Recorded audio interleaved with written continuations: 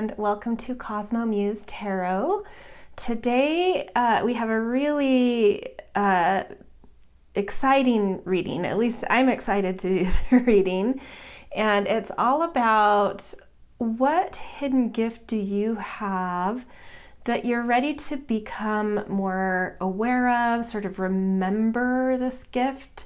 It's something that's hidden, but deep down in like the cellular level, you know about it, and it's just about connecting with it, remembering it, bringing awareness to it, and it's meant to start coming into your awareness right now because it's supposed to start to empower you in some way. So we've got 4 piles to choose from.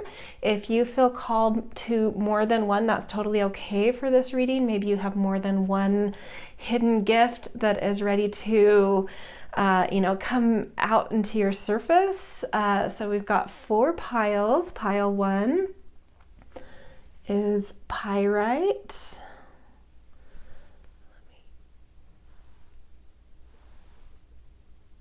If I can focus this better. Well, anyway. Oh, there we go. So Pyrite, pile 1. Pile 2 is blue Orca Agate.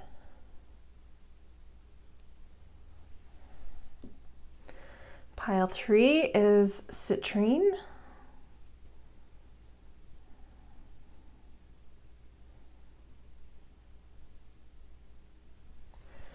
And pile 4 is, I believe this is polychrome Jasper, but it's definitely some kind of Jasper. It may just be a red Jasper. I'll put it down in the descriptions what it actually is. It's definitely Jasper, and I'm not sure if it's just red Jasper or polychrome. Okay. So take a look at these 4 piles, taking a few good deep breaths to ground, and see which one or ones are calling you in. Timestamps will be down in the description so you can jump straight to your reading when you are ready, and I will see you in your piles. Hello, pile 1. Welcome to your reading all about a hidden gift that is meant to come into your awareness now, something that's deep within you that needs to be remembered. It's being called forward in you right now in order to empower your life a little bit at the moment, but also to become more ingrained with you also going forward. Just to, have that like assimilation of this gift into your awareness. Okay, so you guys picked the Pyrite as your pile, and that stone is here. Anytime you need to kind of refocus, you can go to your stone. And the card that was under your stone, Stand Still, is the main theme of this gift. So I'm going to use the book to really tease out a few different ways of looking at this card and what this gift is and why it's coming up for you. So we're first going to look at the essence of what this is, and this is from the mystical Shaman Oracle. So the essence of your gift, which is Stand Still, says, when stand still appears, it is a symbol of pausing, the act of observation and breathing space. It represents the benefits of temporary non-action as well as what happens when one is stuck. So what my intuition is telling me to kind of flesh this out for you guys, it has a lot to do with being able to get into your center and find clarity, and being able to do that by being willing to stand in non-action, to being willing to stand still, to observe, to take a step back, to breathe. And so maybe this is a gift which you possess that has been blocked in some way. In my sense of this gift is it's sort of been buried from since childhood, and it's kind of like a volcano coming to your surface right now. So it's like time to be aware of it. So my sense is there's probably something going on in your life where a certain busyness, a certain monkey mind, a certain overactivity, overachieving over something is creating some anxiety in your life, some negative outcomes in your life. And this is saying, like, if you can remember this thing that's so deeply within you and such a beautiful gift that you do possess, this ability to know when it's time to step back, to know when it's time to just observe, you have this beautiful ability to get into your center and feel a certain magnetism and clarity. So we're going to read now from the medicine part of this card to show why it's coming up now. I made some assertions because I felt them come up, but we'll see what the book says. It may say similar things, I'm not sure. So it says, time to get out of analysis paralysis. Standstill invites you to turn within, breathe, and recognize this as the condition of the moment. It allows you opportunity to bear witness to whatever is going on before movement resumes. This is also an opportunity to abort a project, to exit before damage, and it may also be time to relieve you of an unnecessary burden that you took on without considering the cost. Which one it is depends on your stopping, taking a breath, quieting your mind, and removing all your distractions. Then you can make your next move in a grounded, relaxed, detached way. When something doesn't go the way you think it should, remember the following: what is yours cannot be taken away.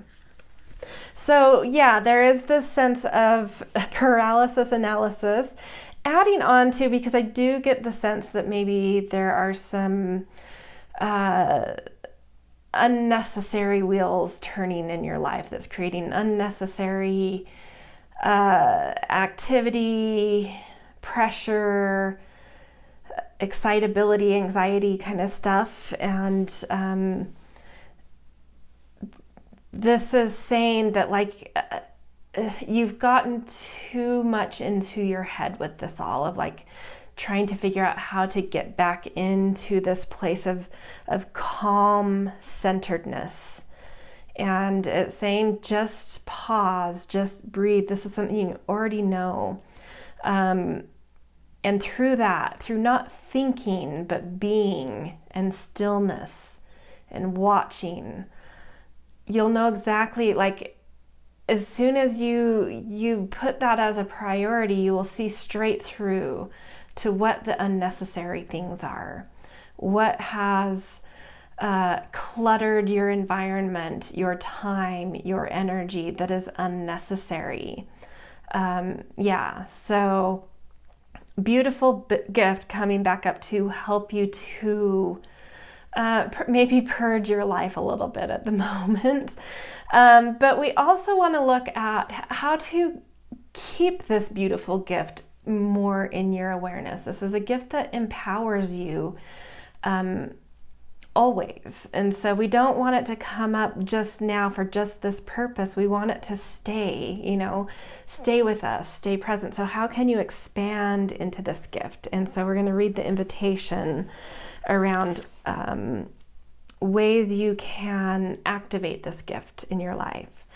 So the invitation is: when things seem to stall or stagnate, or when you feel stuck, this symbol appears as a reminder that constant action isn't going to get you where you want to go. Perhaps it's time to gather more information, or just wait until the universe makes the next move. No matter what, this moment is a beautiful gift orchestrated in your favor. Enjoy it. Let the universe bring all the parts together for the highest good. Go and play, recharge, and take the focus off whatever has stalled. Life will get busy again for you sooner than you think. So this going forward is about knowing how to get out of mind, and like where I feel you might be right now and why it's coming up is like maybe something in your life had felt stagnant, and so you just pushed and pushed and added things on to try and make it move, make it grow, and it has maybe done the opposite of that. And so, you know, we've already talked about that, like getting still and taking breaths to know and gain that clarity of what's unnecessary right now. But it says going forward to expand into this gift. Before you create a problem out of this by adding things in because you feel like something's stagnating, this is saying to get out of your head with it and go play, go be, go do things that get you more into body, more into joy and pleasure and fun, instead of like beating your head against the wall and trying to force things to happen and adding things to your plate to try and make them happen. It's like when you feel that stagnation, it's not about pushing and pushing, it's about time to relax into life a little bit, to have fun, because there's probably a timing thing going on, not an effortful thing going on, not you haven't put effort in type of thing. You haven't thought this through well enough. You haven't pushed hard enough. This is more like trusting the cycles of time, that you can't pull on grass to make it grow faster. This is about squashing a certain impatience that society and our modern world has put into your nervous system, which is not natural to your nervous system. This feels like your nervous system speaking to me. It's saying like, I'm actually quite calm and patient, but society has done a number, and it's time to get back to that, because that calm, patient trust in the cycles of life, the cycles of growth, keeps me magnetic. It keeps me centered. It keeps me clear. That's what it feels like here.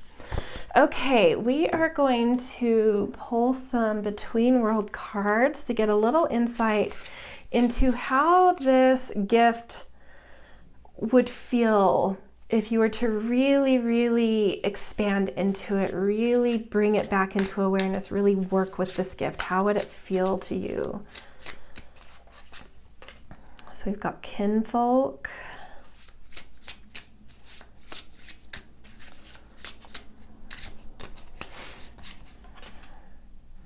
passage,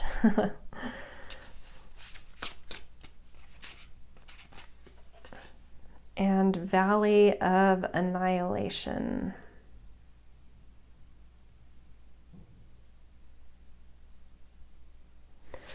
This is beautiful. This feels to me like by embodying this more calm, centered aspect of your nervous system, that you really start to come into more of a relational sense of life rather than an aspirational sense of life. A deep seeing of how it's the community and the loved ones around you that are so important to you and bring so much centering to you, and really help to tame certain aspirational overlays. We all have inherent aspiration, but I feel like there's an overlay of aspiration on top of you that came through some programming that aren't inherent to the kind of aspiration you have. And this is sort of like, getting back into this more calm, patient, centered nervous system. An overlay of aspiration, not your inherent aspiration, is able to dissolve, and you just really start to find a new balance through having, just a broadened concept of how the people closest to you in your life are what bring you balance, and what deserve a greater prioritization in your life. And it gives you this foundation and patience to, this feels like the cycle, like passage, the way this feels to me in the context of your reading, it feels like that trust in the cycle of life, that trust in your intuition to know what to have patience around, what to trust will come into being in the right timing, with the right balance of effort and the right balance of leaning back. Just a more calm sense of the passage of time, and so the passage into the things you truly more deeply, more clearly, more centeredly desire in life, having greater passage as well. And then the Valley of Annihilation to me is this feels like a sense of like your nervous system shaking something off so hardcore, annihilating this overlay that society embeds in us, like in such a deep, profound way, where you just all of a sudden are like, whoa, this is how life is supposed to feel. Magical, peaceful, mystical, glamorous, calm. Yeah, so sort of like, I do think that stepping into this gift will take you through a journey of learning how to annihilate certain societal overlays, and that's never an easy process. And then look, I knew that candle was going to go out in a minute, and that just said like, you're on your way, like that blowing out the candle of the overlay of stress and anxiety and pushing and unnecessary aspirations that aren't even yours and all sorts of things. It's you're really close to snuffing that out. This to me is like an encouragement, like keep going, you're on the right track. I think you already have kind of been digging at this gift. I think you're actually already on that journey. So trust it, push into it, keep going. Patience, stand still. Okay, let's get some tarot cards to get a little bit more context around this gift in you. So we've got King of Cups,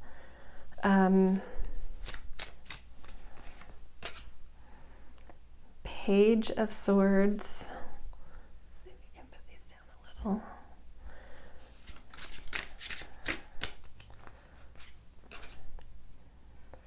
The Devil in reverse, beautiful. Page of Wands, and one more.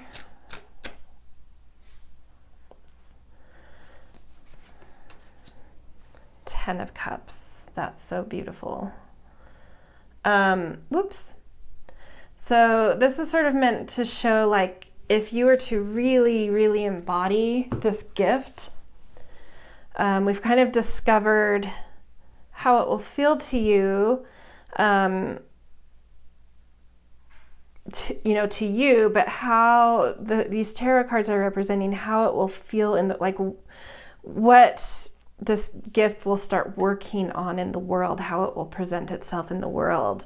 And I love this balance of having a king and then two pages, because it's sort of like there's this deep emotional calm that presents itself, and that feels like the standstill. It feels like this authority, this ability to stand your ground, like this deep wisdom and authority of like really knowing, as you further and further integrate and work with this gift, it's like showing up in the world as this just calm emotional center, a calm emotional authority, sort of unshakable.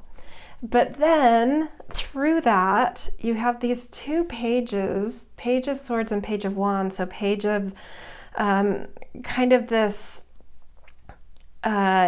youthful energy also springing out from within you of mind and of spirit, of creativity. So it could be like a creative mind, or and I can see how these 2 page energies connected to standstill could, you know, be where there's some susceptibility to environment, to society, to falling into traps of getting into the pace that the world dictates versus the natural pace you hold, because you do have this very energetic, very curious, very youthful energy involved here. But it should be coming out of a very calm place versus a very frustrated place, right? So it's like a youthful involvement and curiosity in life that arises through a trust in time, a trust in patience. And just for the fun of it, this is that getting out and playing, getting out of head. So when this shows up appropriately through, you know, the power of your gift, this shows up as that ability and trust in allowing yourself to play more, in allowing yourself to get out of pushing and get into just going with some flow, allowing some time to pass, being curious just for the sake of curiosity, not because you're pushing, versus like these getting a little out of hand when they start acting out of frustration for things not moving the way you want them to move, and then kind of getting making your life busy out of this efforting and this trying, versus where they should be out of just pure natural curiosity and play. So that's, I think, a one way to know when you are working this gift with awareness versus when it's blocked in you, is that youthful spirit in you getting out there trying to stir things up because you're frustrated, or is it out there just for the enjoyment of it? So when it's working beautifully, this devil in reverse also gives me a clue to understand when it is and isn't working right for you. Like a frustration that will show up for you is like deep attachment to things turning out a certain way, deep attachments to the material world, to the constructs of the world, versus being able to let go of those constructs, let go of life looking and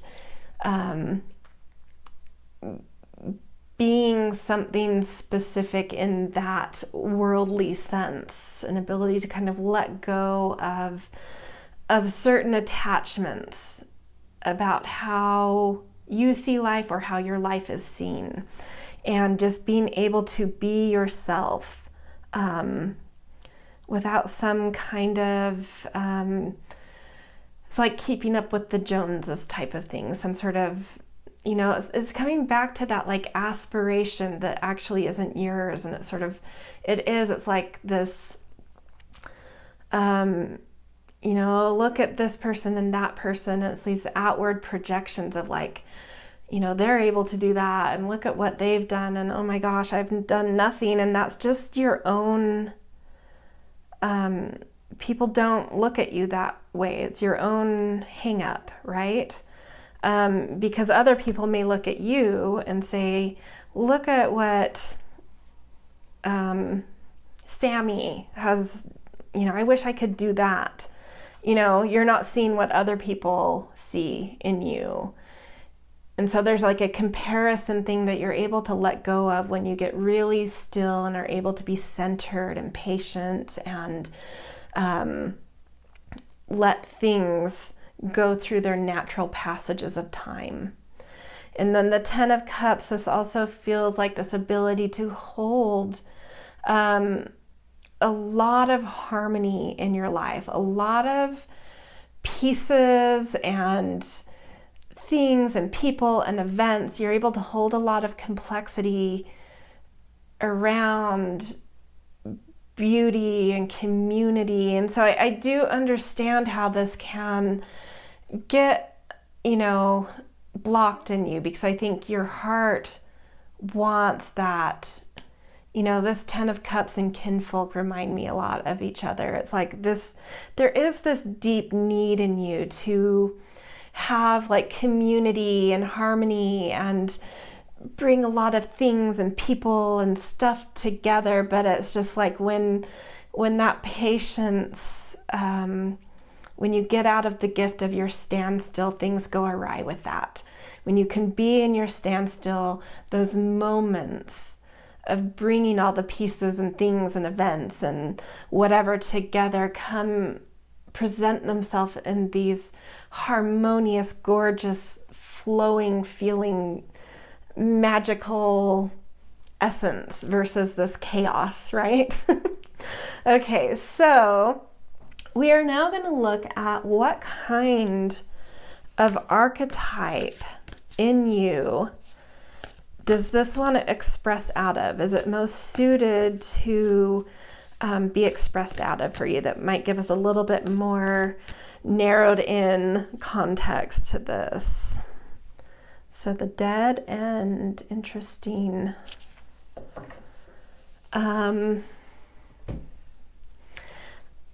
This isn't so, it's interesting. This isn't so much an archetype to me as just this knowingness in you of when, you know, like, well,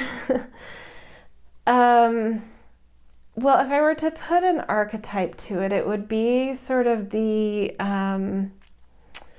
bouncer at the doors to anything, at the passage to anything. And so I feel like as a bouncer archetype, knowing what is and isn't right for you to engage with, feeling that sense of yourself putting your hand out to yourself, like, no, this isn't going anywhere. Recognizing when this is a dead end through that bouncer archetype, like, time for you to leave this path, leave this particular effort, this notion, feeling that bouncer come up to say yes and no to things is kind of this thing. Like, when do you feel like your hand, and I think it's something that you can serve in the world, like as you get good at this for you, feeling these really clear yeses and nos that come from a deeper place within. I think you then show up in the world as the bouncer and able to give wisdom to others of like, that's a dead end for you. You shouldn't do that because I just have this deep knowing, or I have this observation I can share with you that's saying that this path is not right, or this path would be really great for you. It's like this wise, when it starts presenting in the world, it's like this wise guide as well, of just like knowing how to direct people down the paths that do have entry and the paths that don't. You may not be able to give context to that of like why, but you can just sense like this is a path to pursue and this isn't a path to pursue. And it's that time, I think it is that timing thing partially. That trusting in the timing of things. And I think you can tell when once this gift really forms into an archetype that's present in you, it's just like this knowing of like, you're pushing the timing. This isn't the right time. And that's why this avenue is not right, or this avenue is right because the timing is presenting as right. Yeah. So, okay. We're going to get a little context around this too from a few oracle cards. From the first one, I'm going to read from the book for it. It's just a really short, so Blue Morpho. Okay, let me find the page real quick. This is from the Nocturna Oracle. If I'm reading from a book on my feed, I like to make sure that I've let you guys know what it is. But all the decks, just an FYI why I'm looking for this. I always put the decks I use down in the descriptions if you're ever curious.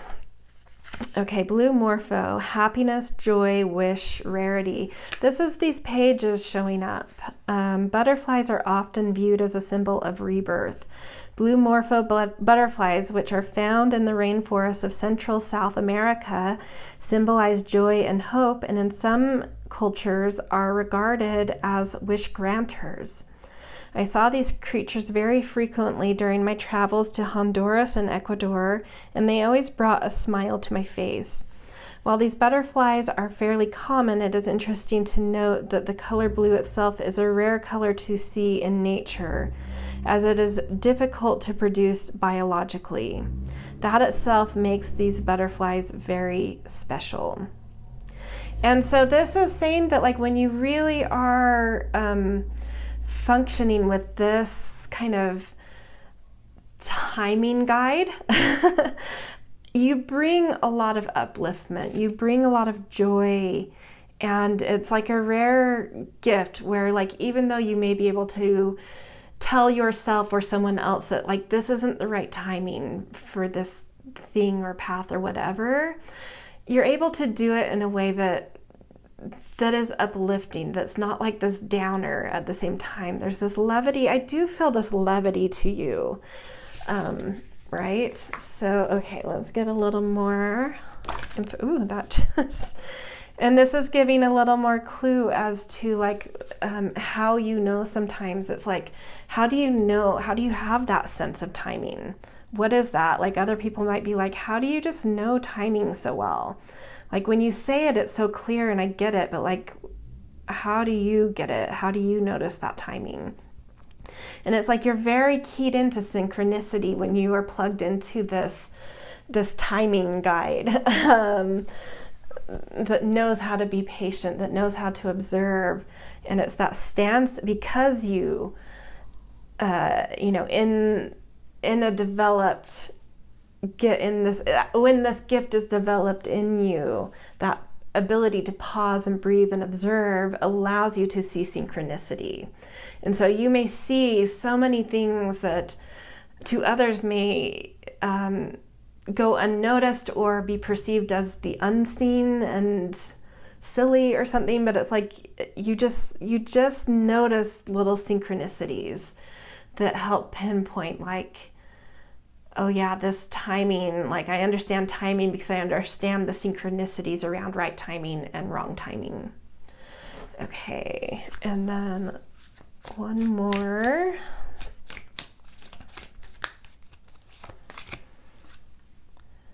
Marshmallow adversity. Yeah, this is just saying that when you are deeply in this gift, when it is developed in you, your patience, let me rephrase this, when this archetype of sort of the timing standstill guide is out of whack, when it's gone back down into your subconscious and not functioning highly in your life, you can feel, again, that stagnation as a sense of adversity. Marshmallow is actually an incredibly sweet plant. Even though it grows in the most adverse area, you know, like a lot of refugees actually will rely on marshmallow if it grows in their area, because it's something that will grow in harsh conditions and adverse conditions in a plentiful way. But you know, when your timing guide, timing bouncer is out of whack, you may feel the timing of things as very adverse. Versus when you're deeply in it, you can find a sweetness in the patience. You can find a sweetness in in that stretch of time between things, that a more impatient, undeveloped timing bouncer is what I'm going to name this archetype, the timing bouncer. Like sweetness in those pauses, community in those pauses, curiosity for the sake of curiosity in those pauses. You're able to see what others may see as difficult conditions between growing phases. You find the sweetness in it. You find the beauty in it. You find the sustenance in it. Yeah, gorgeous. Okay, to end this reading, we are going to look at what goddess energy is really helping you to pull this gift out of you and to start integrating it more and more into you. Yeah, so might give us a little bit of insight into the kind of journey it will feel like to you to do this. Sekhmet, be strong. You are stronger than you think you are, and your strength assures a happy outcome. Yeah, this reading may feel sort of struggly for some of you, sort of like it may resonate like, yeah, I know this, but like, how do I get there? And this is saying like, you can do it. Everything has been laid out. You can do it. It may take some bravery to cut some cords, to go through this journey. The valley cards in this deck are journey cards, so the valley of annihilation may feel to release certain overlays and certain need to push at things. It may feel like I don't even want to do that, or I don't have the strength to do that. Like, if I were to do that, I would need to cut this and this and this, or I would need to cut several things that I don't feel willing to cut. But this is saying like, trust yourself. You are stronger than you think, and you can make those cuts, and you can pull out that stillness in you. You can pull out that patience in you. I feel like this gift is probably pretty deeply buried in some of you. But it's saying like, the other side of this, the character you will have pulled out of you will also be that strength. You're stronger than you think you are, but you're also developing into a very strong person, which, the timing bouncer feels like a strong person to me. Feels like a very strong archetype, one that's, has to hold within it an immense amount of trust. So yeah, just trust yourself. Trust what comes as you maybe practice some standstill. Trust the observations you make, the things you may need to cut, the aspirations you may hold that suddenly you recognize as not yours. You can do it. You got this. Okay, that's where I'm going to leave you guys. If this resonated, whoops, just bumped the table. Always appreciate the things, like, share, and subscribe. And always grateful for kind and thoughtful comments. It gives me that sense of, humans out there. But no matter what, I love having any of you here. I'm grateful that you come and support my channel and get something from my readings. So just thank you for joining me here and letting me read for you, and I will see you in future readings. Hello, Pile 2. Welcome to your reading all about a gift that is ready to, a gift you already possess, but that has maybe been hidden or forgotten. And it's like coming up to your surface, and it's ready for you to become more aware of it and start integrating it into your consciousness, into your awareness, to start using more actively in your life. So there are many layers to this, but we're just going to dive in, and I will go through those as we go through them. So you guys picked this blue Orca Agate as your stone, which I'm going to place over here. Anytime you need to kind of like reground into your reading, you can focus back on that. And the card that was under your stone is the giveaway, and this is the main theme of what this gift is.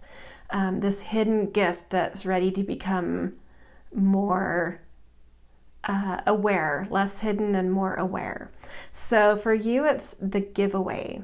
And I'm going to use the book for this. It's from the Mystical Shaman Oracle.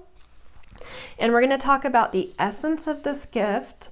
We're going to talk about why it might be coming to your surface right now. And then we're going to talk about beyond that just right now thing, how you can start working with it, what the invitation is to work with it, to integrate it more as something that's always there for you. Okay, so the essence of the giveaway says the giveaway is the gift you offer to life without attachment, without expecting anything back. You can only give what is truly yours, a smile, a nod of encouragement, a gentle touch, a kind word. This is not giving to others what you no longer want, like the sweater that no longer fits, but gifting that which you most, gifting that which is most precious, your authentic love and your genuine feelings. So this is about kind of an offering spirit.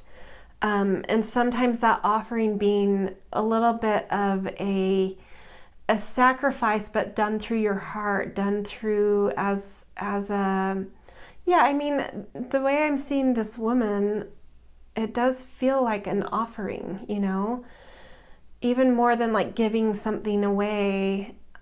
I would rename this card the offering, not the giveaway.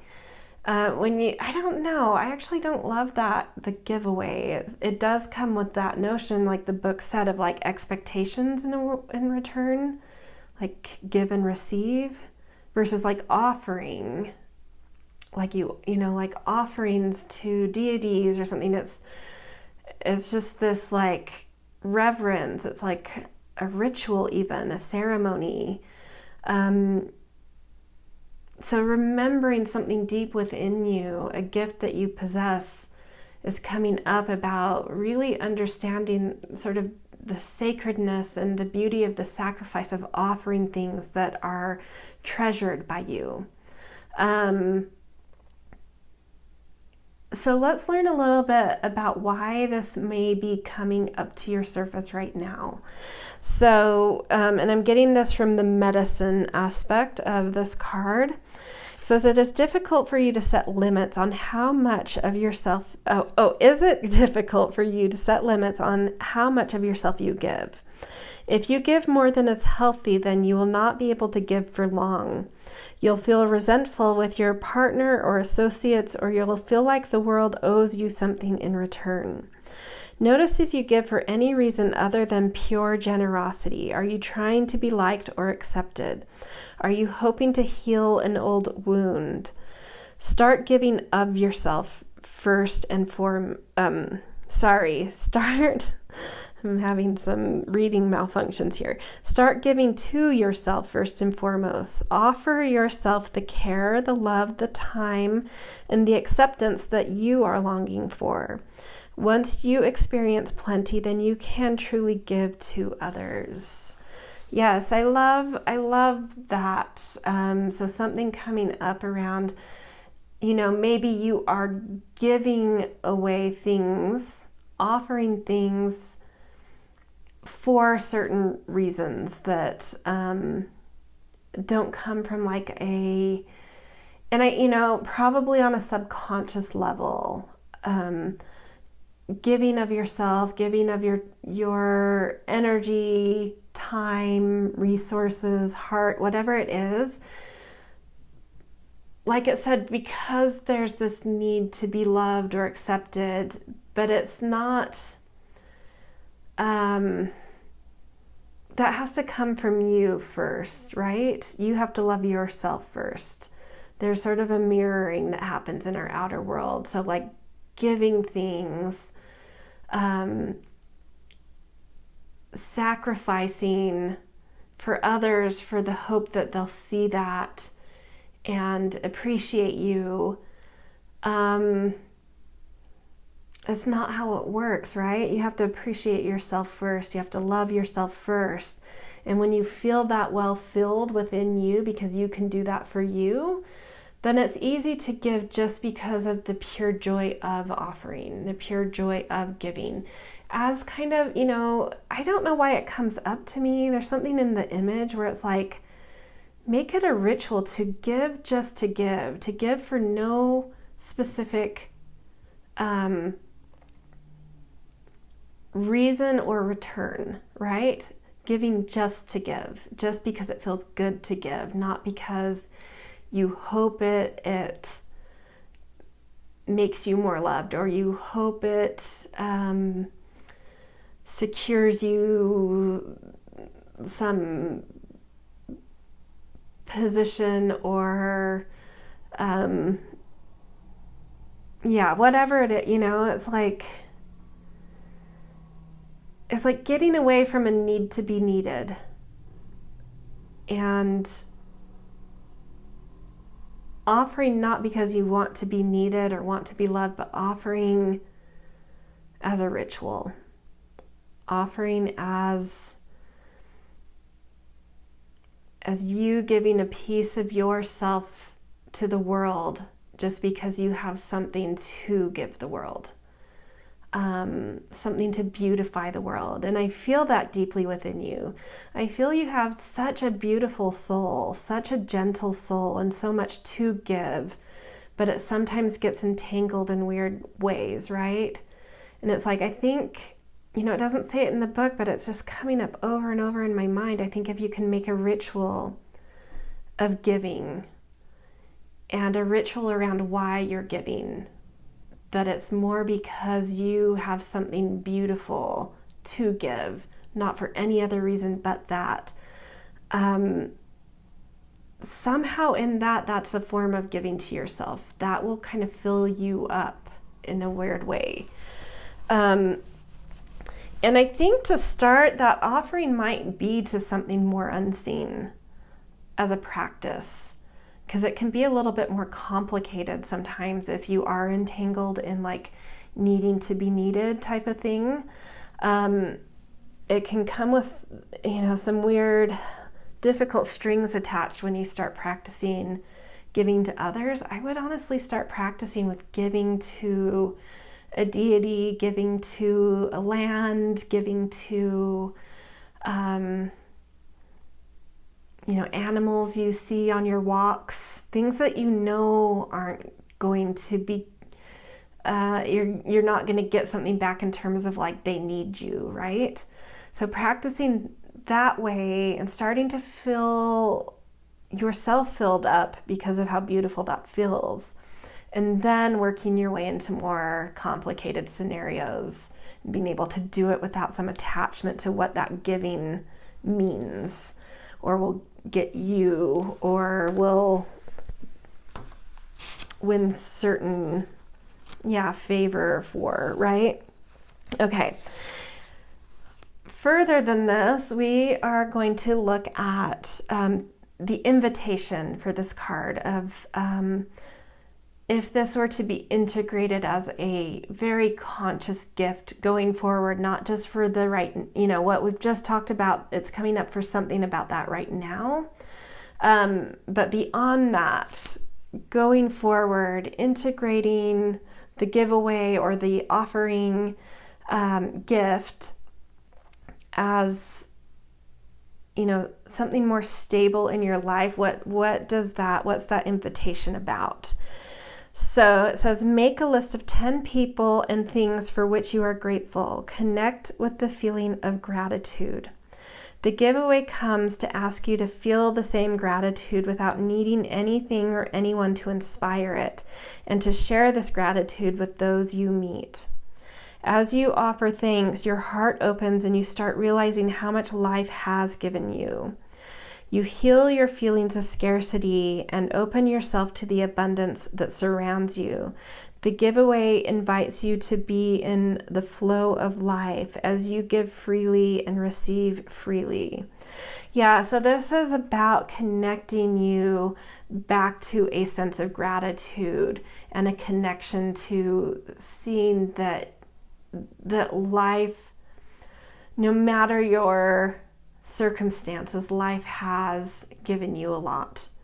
That there is always something to be grateful for. No matter what situation you find yourself in.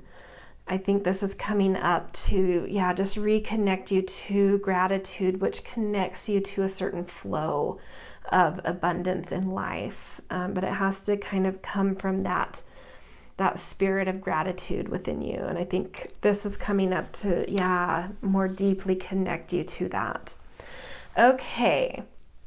We are going to use a few cards from the Between Worlds Oracle to get some more context in terms of how this archetype, how this gift of the kind of offering spirit or the giveaway spirit, if it were to get more deeply integrated into you and be brought more further into your awareness, what would it feel like to stand in that? Transformed. It would transform you. Universal Spirit. That's so beautiful. Okay, one more. Revolution. Whoa. This would not just change some aspect of your life where there may be some feelings of lack, whether that's around love, resources, energy, whatever it is. It wouldn't just transform that specific scarcity. It would completely revolutionize how you experience life and connect you into such a deeper awareness and synchronicity with kind of the bigger spiritual energies that are offering themselves to you right now as well. It makes me think like this is coming up because this is going to, I think something's going to happen in your life that really, looking at death and revolution and then universal spirit between them, I think something's about to or has just happened in your life where it's like maybe you're on the precipice of really getting this gift that you possess that's been a little bit subjugated. But something is it's either an epiphany or an event or a message, but something will really shake you to your core to loosen this gift out of you. And it's because this, universal spirit is reaching out. It wants this so deeply for you. It wants you to remember this gift in you. And being connected to it, to this gift, will completely transform, like I said, not just that area where you may feel some lack or scarcity, and where you may need to be needed because of that scarcity or claw at that area. It will transform that area with some gratitude, through gratitude, but it's that transforms your life as a whole. And it elevates your energy to something that it moves your energy out of a place of some, I'm not saying this about you as a whole, everyone holds some desperation in them. But whatever kind of desperation you feel in you, it moves you out of that into this place of just beautiful, spacious understanding of like how to work with spirit, how we're all connected to spirit, how everything's connected, how one person's fortunes are everybody's fortunes kind of thing, how your fortunes are everybody's fortunes. Just this like much more universal understanding of life rather than entrenched in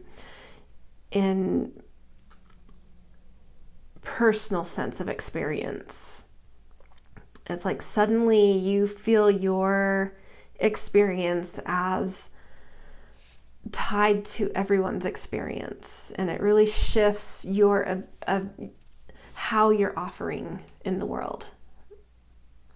So it's interesting. I was wanting these to come out to kind of show how it would feel to be in the, you know, to have this gift much more present in you, but it kind of showed something that's coming. It did show how it will feel, but it also showed that like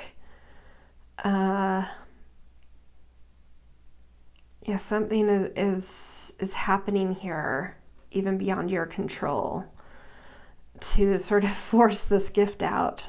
That's been, yeah, it's part of you. You own this gift, but it got, my sense in all of these piles is like these gifts are things that, you know, got covered in the muddle of life somewhere. But sitting in, you know, going back to how it feels to be in this gift is like whatever you go through to really come into this understanding of this gift is like you're able to shake people up too, to really shake their understanding of offering and gratitude and reorient, transform, revolutionize the way they connect to others in the world, connect to what offering means and how it can change their lives. Beautiful. Wow. Pretty profound, you guys. Okay, so we're going to do some tarot cards to get just like a little more context about this gift for you, how it works for you at least. So we've got 10 of Wands. I think you carry a lot of weight for others, and that's needing to stop. 6 of Pentacles. Opposites. We'll get there. Hold on. Let me get the rest out. The Tower. We have the Tower and Revolution here. I really think, well, okay. The Hierophant.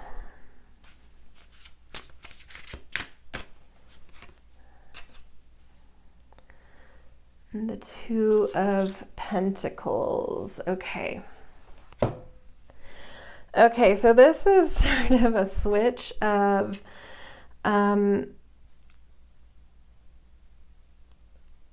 offering isn't meant as a thing to carry burdens for others because it weighs you down. It lowers your vibration. It exhausts you.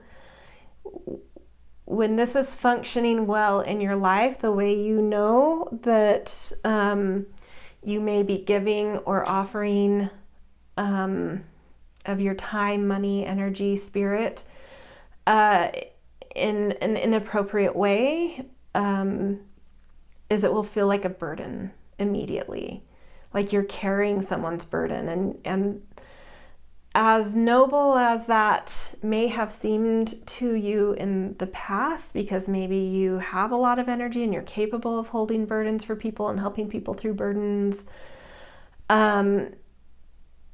it doesn't help them in the end.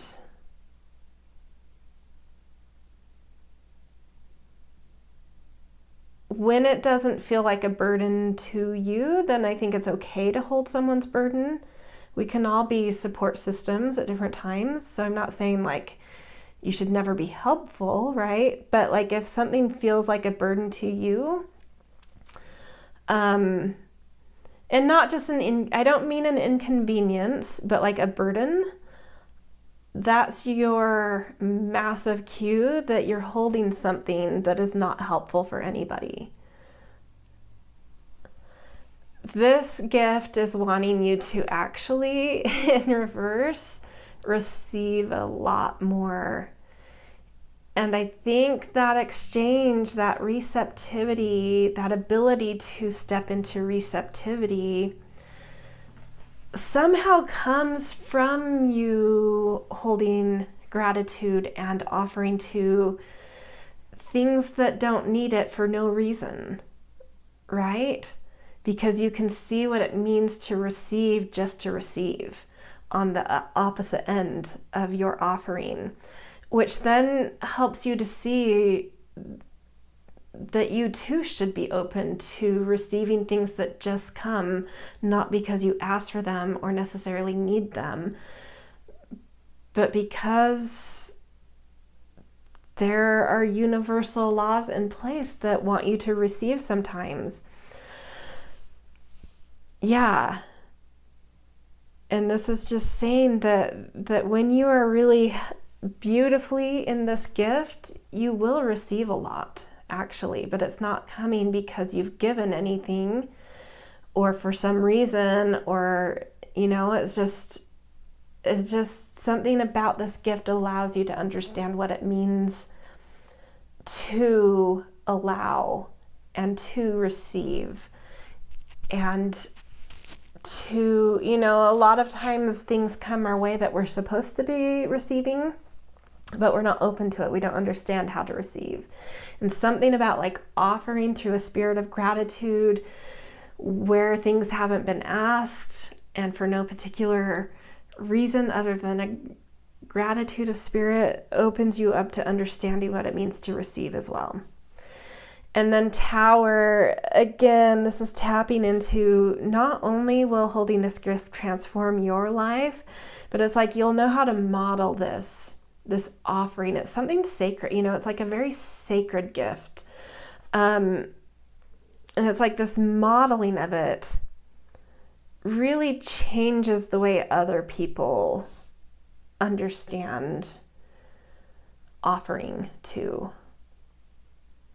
It's like, it's just modeling, and your modeling can really shake things up. It may, you know, you may get some reactionary people initially because you are probably going to have to change your boundaries a bit with this gift.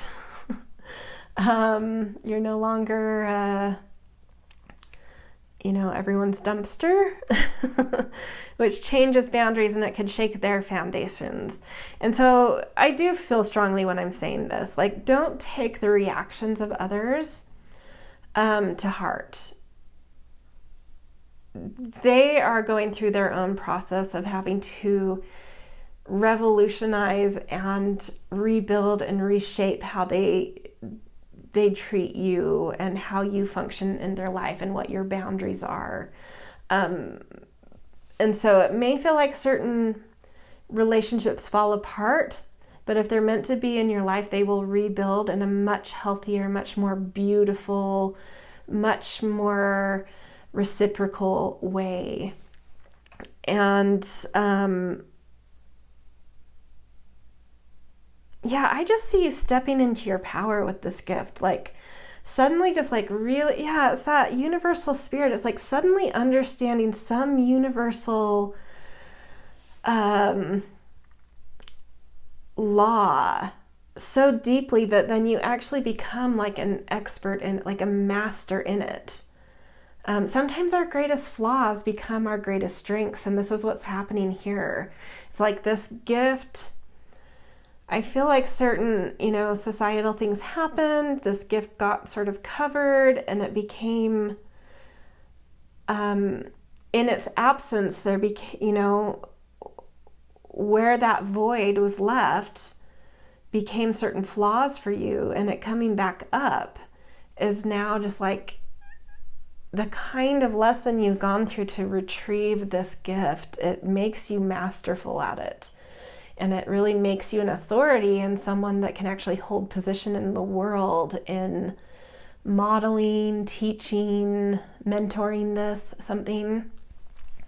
And then this is showing you the Two of Pentacles being able to hold all the things you want to hold in life.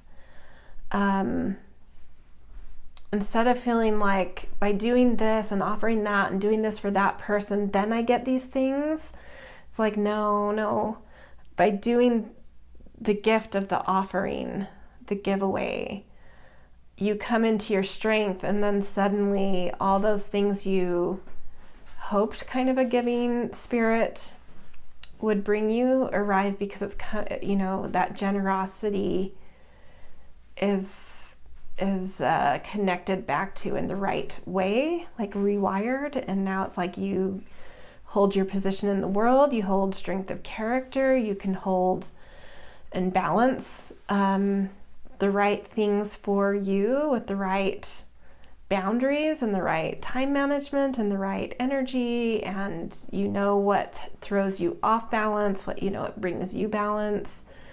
Yeah, it's great. Okay, we are going to now look at, to even get a little more subtle here, what archetype is this gift of the offering kind of connected to you through, which will give us an idea of like how the giveaway or the offering gift is supposed to be expressed through you. In a more nuanced way. The fault line.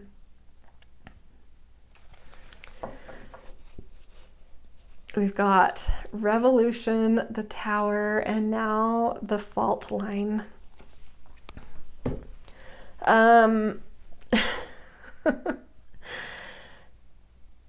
Yeah, this is this to me is being expressed through an archetype of like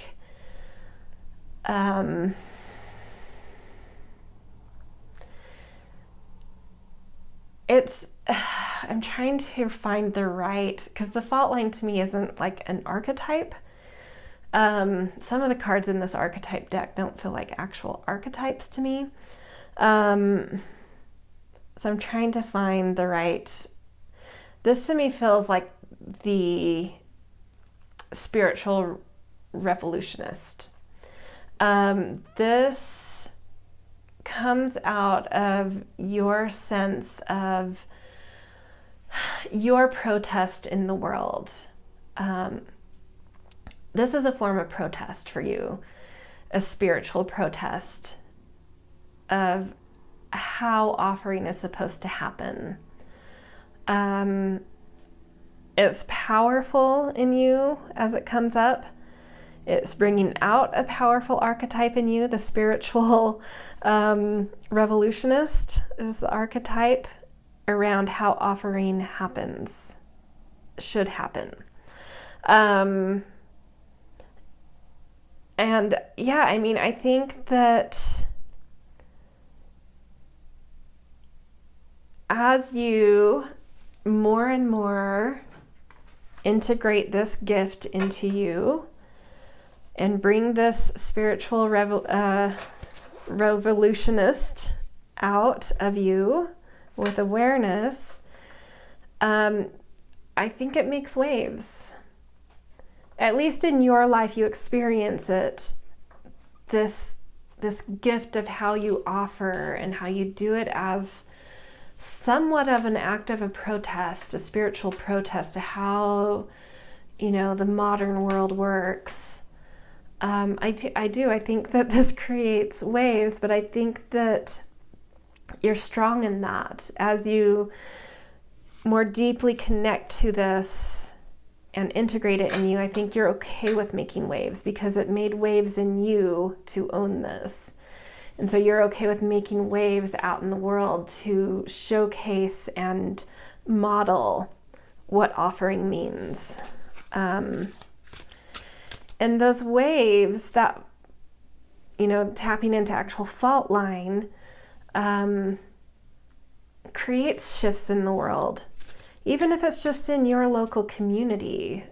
But maybe you have a platform, or maybe you write a book down the road about your experience with this. Like, you're shifting, you're shifting the tectonic plates of something locally or globally, doesn't matter.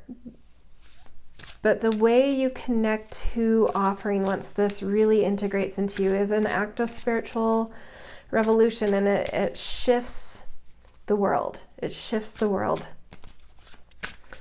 However great or small, it shifts the world, even if it's just shifting your world. Okay, and then we're going to get a little detail about this. So we've got the owl, and I'm also going to read from the book for this because these are nocturnal animals that kind of taps into our unconscious.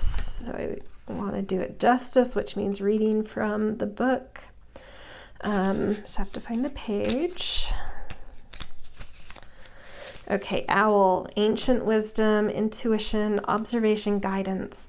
The owl sits high in the trees, its sharp vision allowing it to spot the smallest creatures hiding in the grass and brush.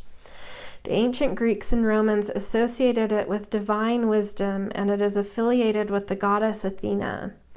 The owl is able to see what's hidden, including deceit.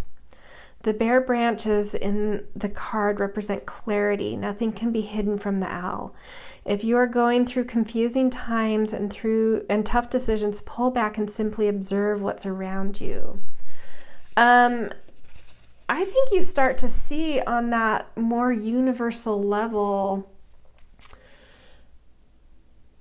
the karma around things that are given. Like, I'm actually feeling, at least for some of you, like starting to even see how policy and government may be framed to look like it's giving something to people or offering something to people, but seen through some deceit there and burden it actually puts on others. You start to see like really clearly what offerings mean when they're made on like really big scale levels. It may not have to do with government, it may have to do with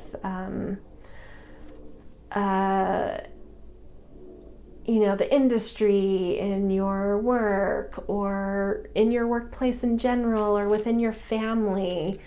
Like when offerings are made, it's like you see straight to the heart of what is entangled in those offerings.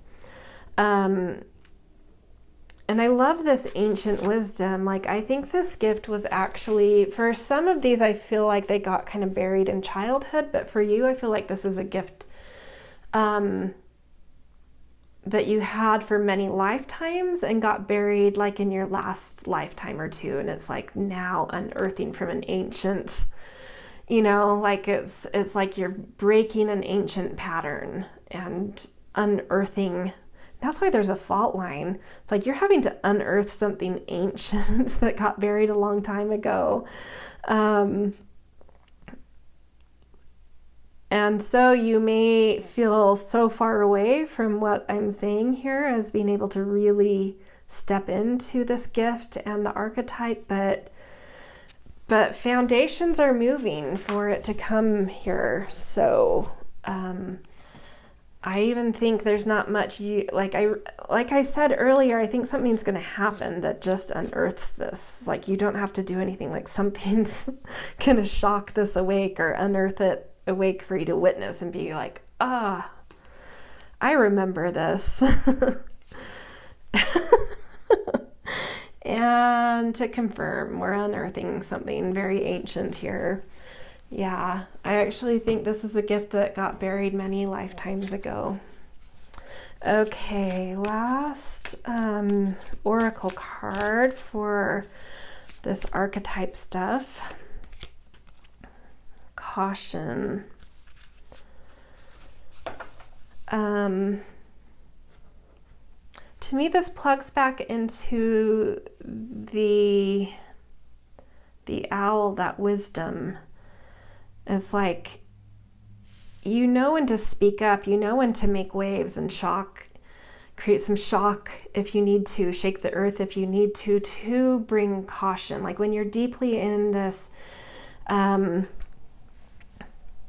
fault line, spiritual revolutionist archetype,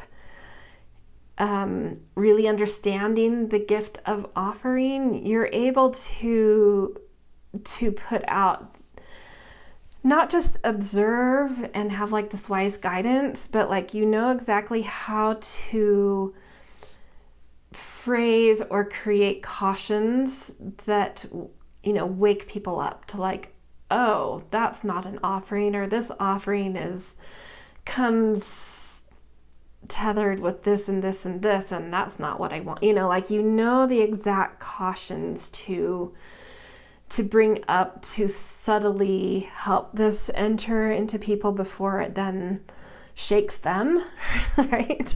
Or the world. It's like, you know, the exact wisdom to infuse, sort of like, you know, attracting bees with honey versus vinegar. So I don't see you being out there and shouting about these things. That spiritual revolutionist works in a much more subtle way of like knowing how to be like, okay, this offering in the world, or the way you offered this,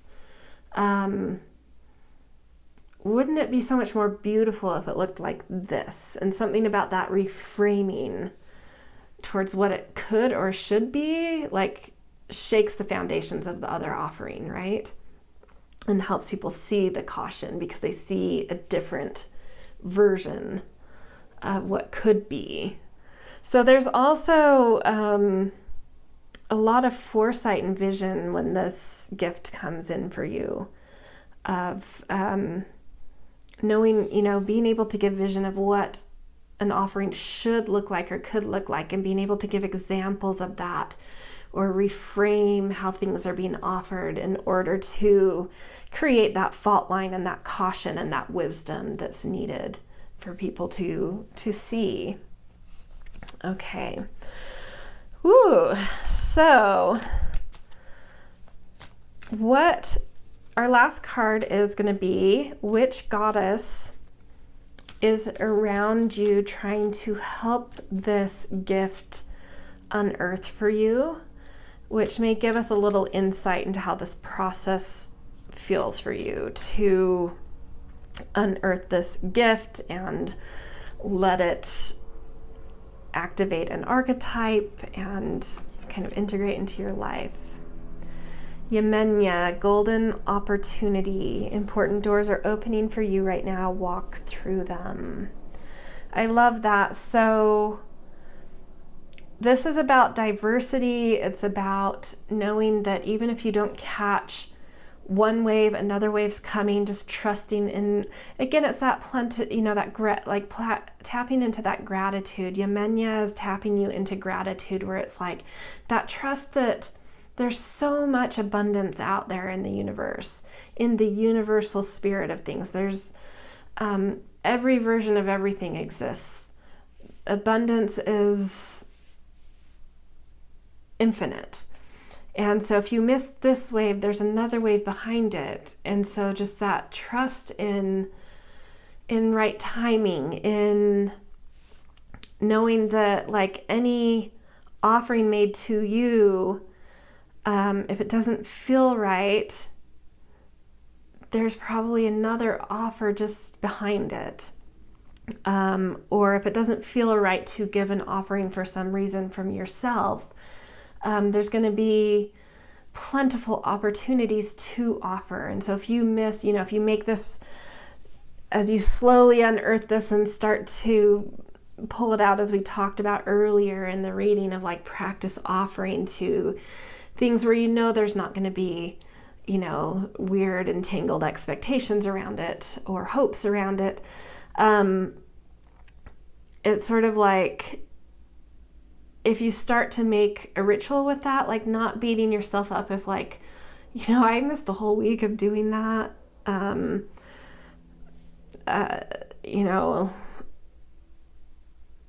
this isn't worth trying to unearth. It's going nowhere. Like those types of things. It's like, no, like, just pick right back up. Those waves are endless. There's endless opportunity to develop this in you, to unearth that gift, to practice the gift, to help it step you into, you know, bring this spiritual revolutionist out of you. And yeah, just in so many ways, there's just like a lot of, and I also think that on this journey, as you start to become aware of this gift you possess and unearth it and let it bring out this archetype in you, it will open doors. It will open opportunities to you that may, if you were to compare the types of opportunities you see for yourself right now, as opposed to, in comparison to the opportunities that come to you when you've really integrated this gift and activated this archetype, it'll be night and day, the types of opportunities you're feeling and seeing in your life. Yeah, beautiful. Okay, that is where I'm going to leave you guys. I hope this resonated. A really, really powerful gift. And yeah, I wish you well on this journey of uncovering it, activating it, and becoming this, you know, almost revolutionary with it. Yeah, so if this resonated, I always appreciate likes and shares and subscribes. It just, you know, it helps my channel, but also lets me know what you're liking. And definitely always grateful for kind and thoughtful comments. Lets me feel the humans out there. But no matter what, I am just grateful for those of you that come and support my channel. So thank you for coming here and letting me read for you. And I hope to see you in future readings. All right, see you guys. Hello, Pile 3. Welcome to your reading all about a hidden gift in you that is starting to make its way more into your awareness to empower your life. So you guys picked this beautiful citrine stone, which I'm going to keep over in the corner here. If you ever sort of feel like you're drifting off in this reading, you can concentrate on your stone to kind of like bring you back in. Let's get a good angle for it. There we go. So the card that was under your citrine was the Earth Keeper, and that is the main theme of this gift that is coming up. You know, that's a hidden gift that, the way I've been reading these is, it's sort of like these gifts that we are exploring, they either got kind of buried in childhood or in past lives. And so there's something about them coming more up into your consciousness. They may have been sort of like subtly running in the background in the unconscious, but when they're not running through awareness, sometimes they even spin out in negative ways, right? So we're going to explore the essence of what this gift is, why it's coming to your surface now, and then how you can start to integrate it into a gift that is simply there for you and more present for you through an archetype it might connect to.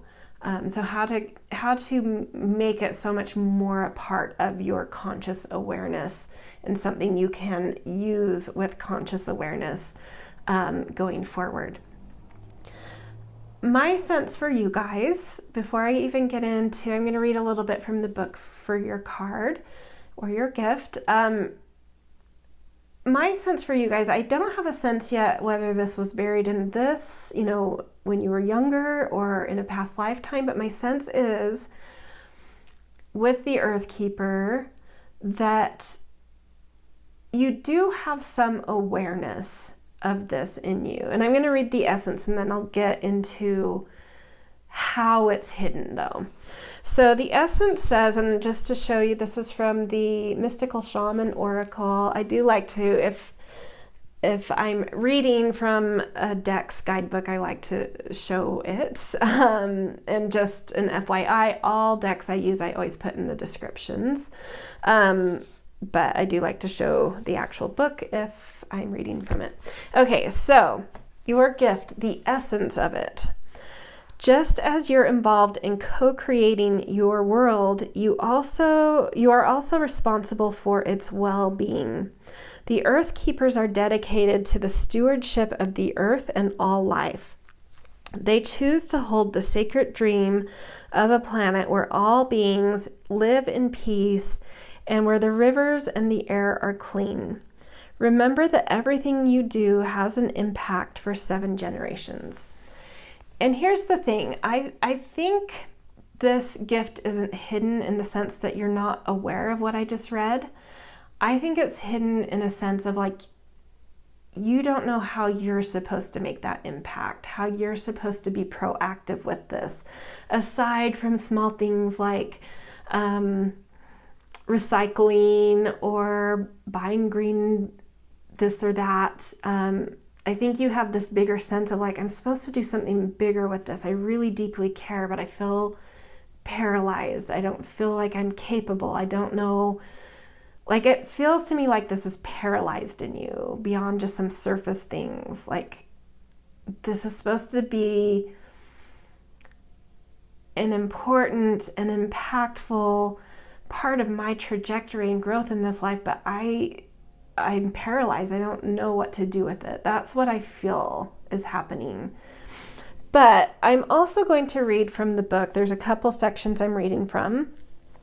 I'm going to read from the medicine, which is going to give a little more insight as to why this is coming up now for you, why it's being unearthed, why this gift is coming more and more into consciousness. So the medicine says, as you care for your body, you show your care for Mother Earth. So begin with the stewardship of your health. What are you putting in your mouth? Are you feeding on foods and thoughts that are not good for you? Start doing what you know will be good for you today. Oh, I love that. So this is giving you the inroad. Why it's coming up now is I feel like it's coming up, like it's unearthing, it's coming to your surface, and some deep wisdom is starting to percolate through you of like that inroad to this gift, that I have to start with me first. My body is part of Earth. How do I then start with that?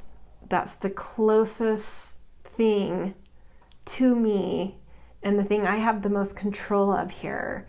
And if I can't do that, then how do I take a bigger role? How do I make this part of like a huge trajectory in my life, or some key part of making this a huge gift that I know what to do with in the world? And as it's coming to your surface, you're getting into this thing of like, oh, I just need to start with me, and then this will take off in bigger ways. Then I'll know what to do. So I think that you're already maybe on like a subtle level getting that, and this is more explicitly saying this is what's going on with maybe some changes you're starting to either make or want to make in terms of how you feed yourself, both emotionally, physically, mentally, spiritually. How are you feeding your body, Okay. And then we're going to read from the invitation of like in a bigger picture, not just in this moment, the bigger picture. What is the invitation to more broadly work with this gift as it further and further comes into awareness for you? And it says, you have outgrown your small dream of success and achievement and are ready to dream big with possibilities beyond your wildest expectations. Take on the mantle of the Earth Keeper and reach out to a friend in need whom you may not have been in touch with for some time. Take care of your pets and feed the strays that come by, clean up your yard, as this is a reflection of your relationship to the earth. Grow the sacred dream and your personal life will flourish. Remember, it's not about me any longer. So moving outside of just your body, this is like starting to care for all of the things of the earth. Your property, if you have property, your animals, the people in your community. So seeing how this is starting with the epicenter of you and then starting to slowly widen its territory and boundaries. And it's like you don't go from having done almost nothing as kind of a steward and an earth keeper to being a massive player in that, in the world, without going through those steps, starting with you, percolating out to the perimeters of where you know, your property, where you live, even if you rent, and then out to your community. It's sort of like starting at the epicenter and moving slowly and slowly out. And as you do that, little by little, it's like you start to see where you best make impacts, how you best care for things, what your avenues are, where your strengths and talents are in this. But just starting small, that's what it is, which I think it could be such a huge relief to a lot of you. Starting small, that's where you start with this gift that's coming up. Okay. To add on to this, we are going to pull some cards from the Between Worlds Oracle to see how this might feel within you as a gift, the gift of the Earth Keeper. If you were to step more fully into that gift, how that might feel. Centeredness, oh, that's so beautiful.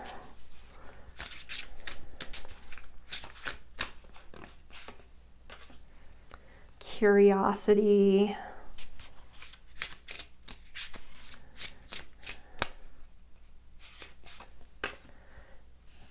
Well, you can't make that up. The gardener, that's gorgeous.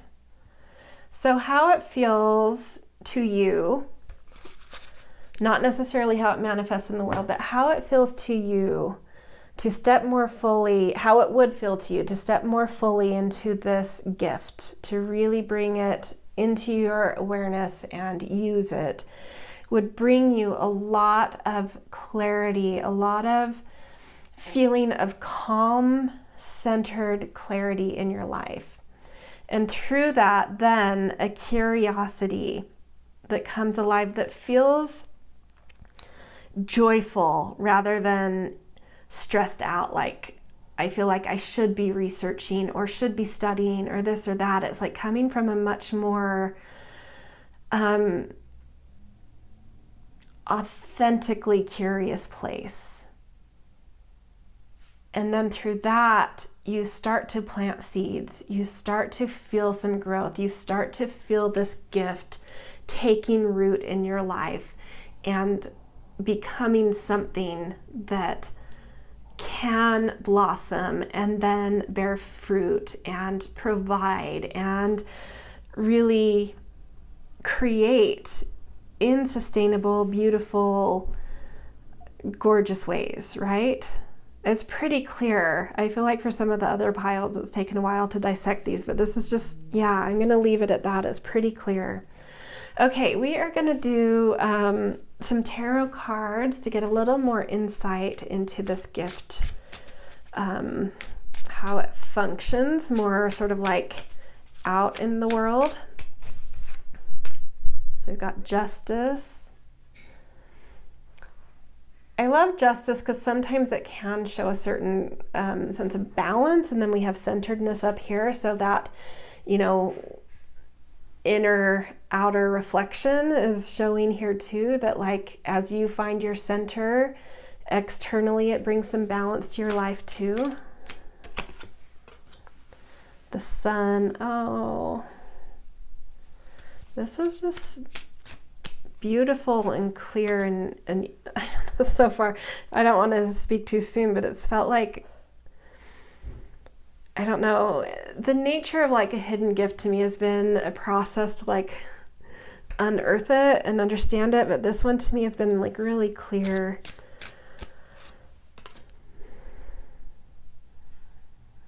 Oh, beautiful.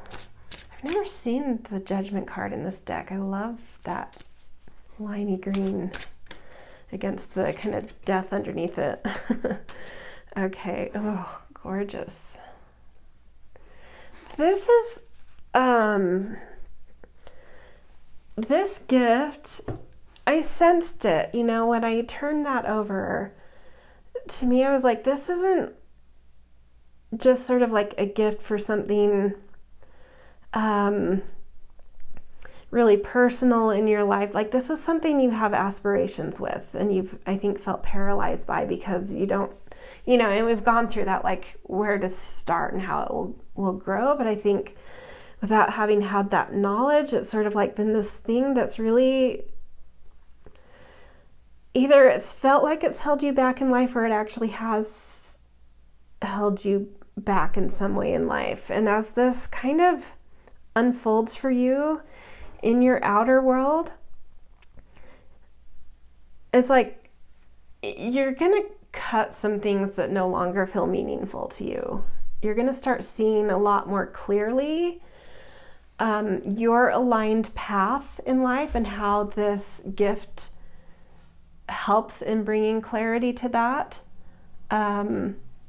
There may be some weighing and measuring and deliberation, but like ultimately you're going to find the right balance, the right things to cut, the right directions to go with this, the right ways to use this.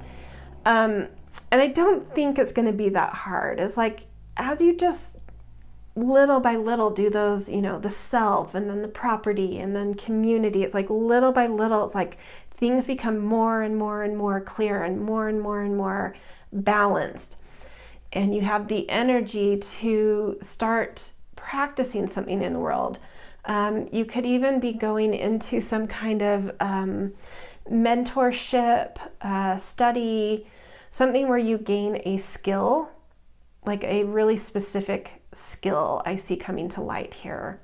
Beyond doing, I think this gift will always be something to practice around personal body and personal environment and personal community, to keep it healthy.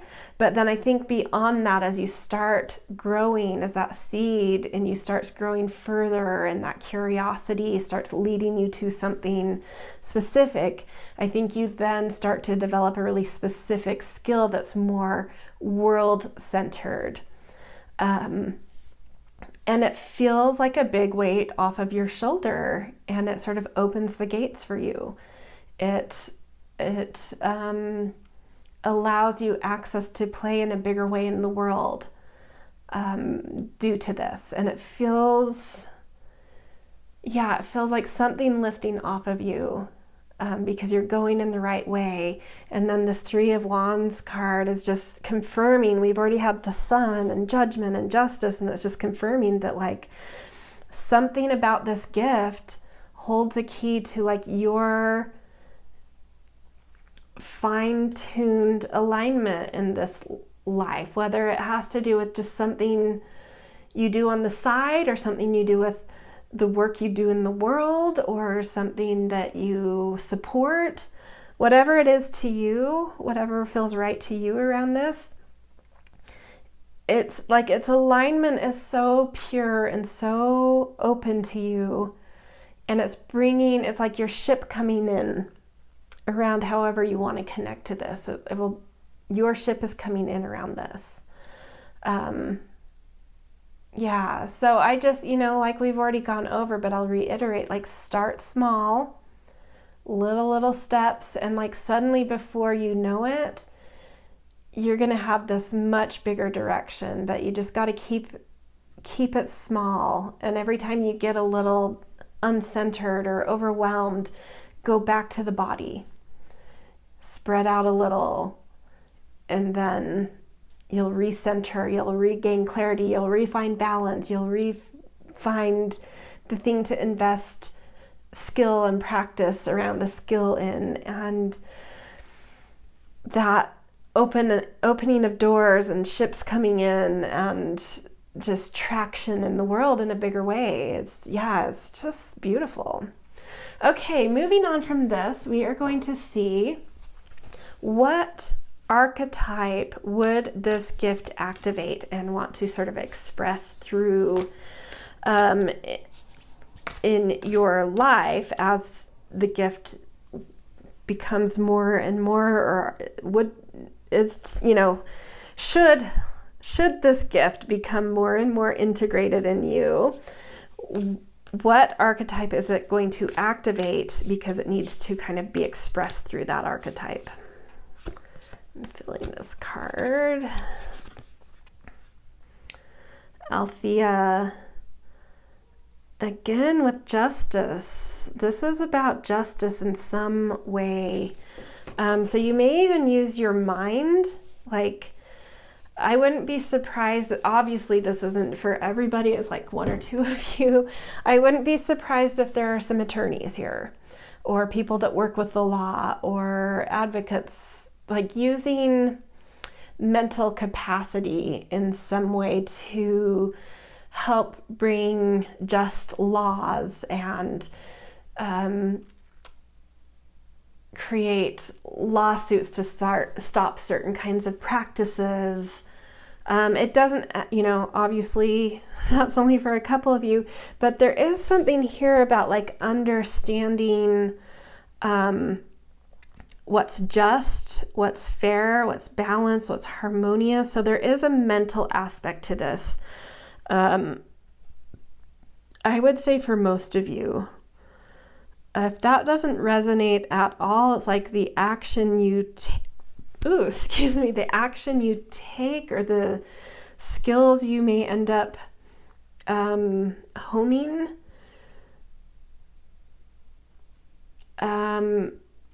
in some way help to foster, show what kind of laws could be put in place, or you're able to do this because certain laws were, and certain justices were won. But it's something connected to that, some kind of legal justice pursuit, or you could be activists in some way as well. Yeah, interesting. Okay, we're going to get a few oracle cards in connection to this archetype that it wants to activate. I'm going to read for this next one from the guidebook, but it's really short. So jellyfish, these are nocturna animals that kind of connect to the unconscious. So I want to do the deck creator justice in how they interpret that. So this is Nocturna Oracle. So jellyfish, let me just find this real quick. Here we go.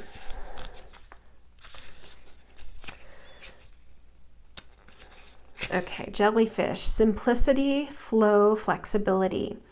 The jellyfish has existed for millions of years and yet is one of the Earth's most simplest creatures, lacking a heart and even a central nervous system. Like many deep-sea creatures, it has a soft body that allows it to withstand the extreme pressure of the ocean. It drifts aimlessly through the sea, going with the currents and catching anything that swims into its tentacles. The jellyfish reminds us that sometimes simplicity is the best approach. Beautiful.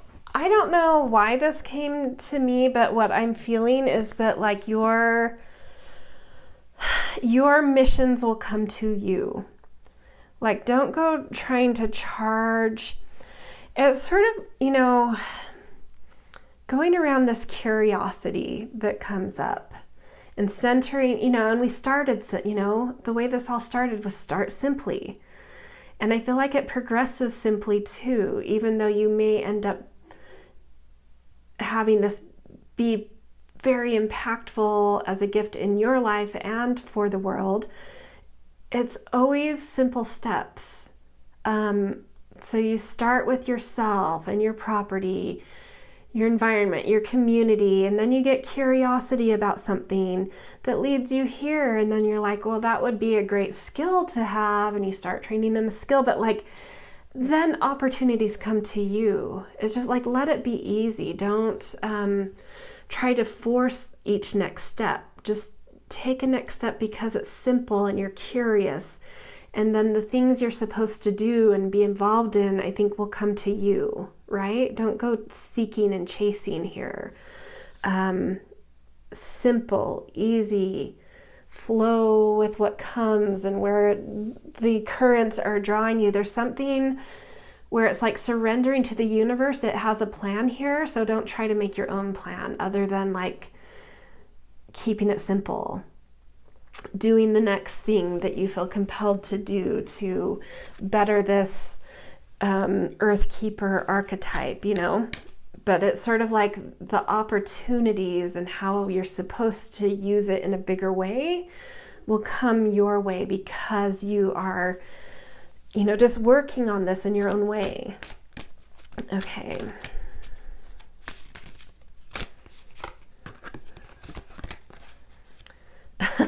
Seeker.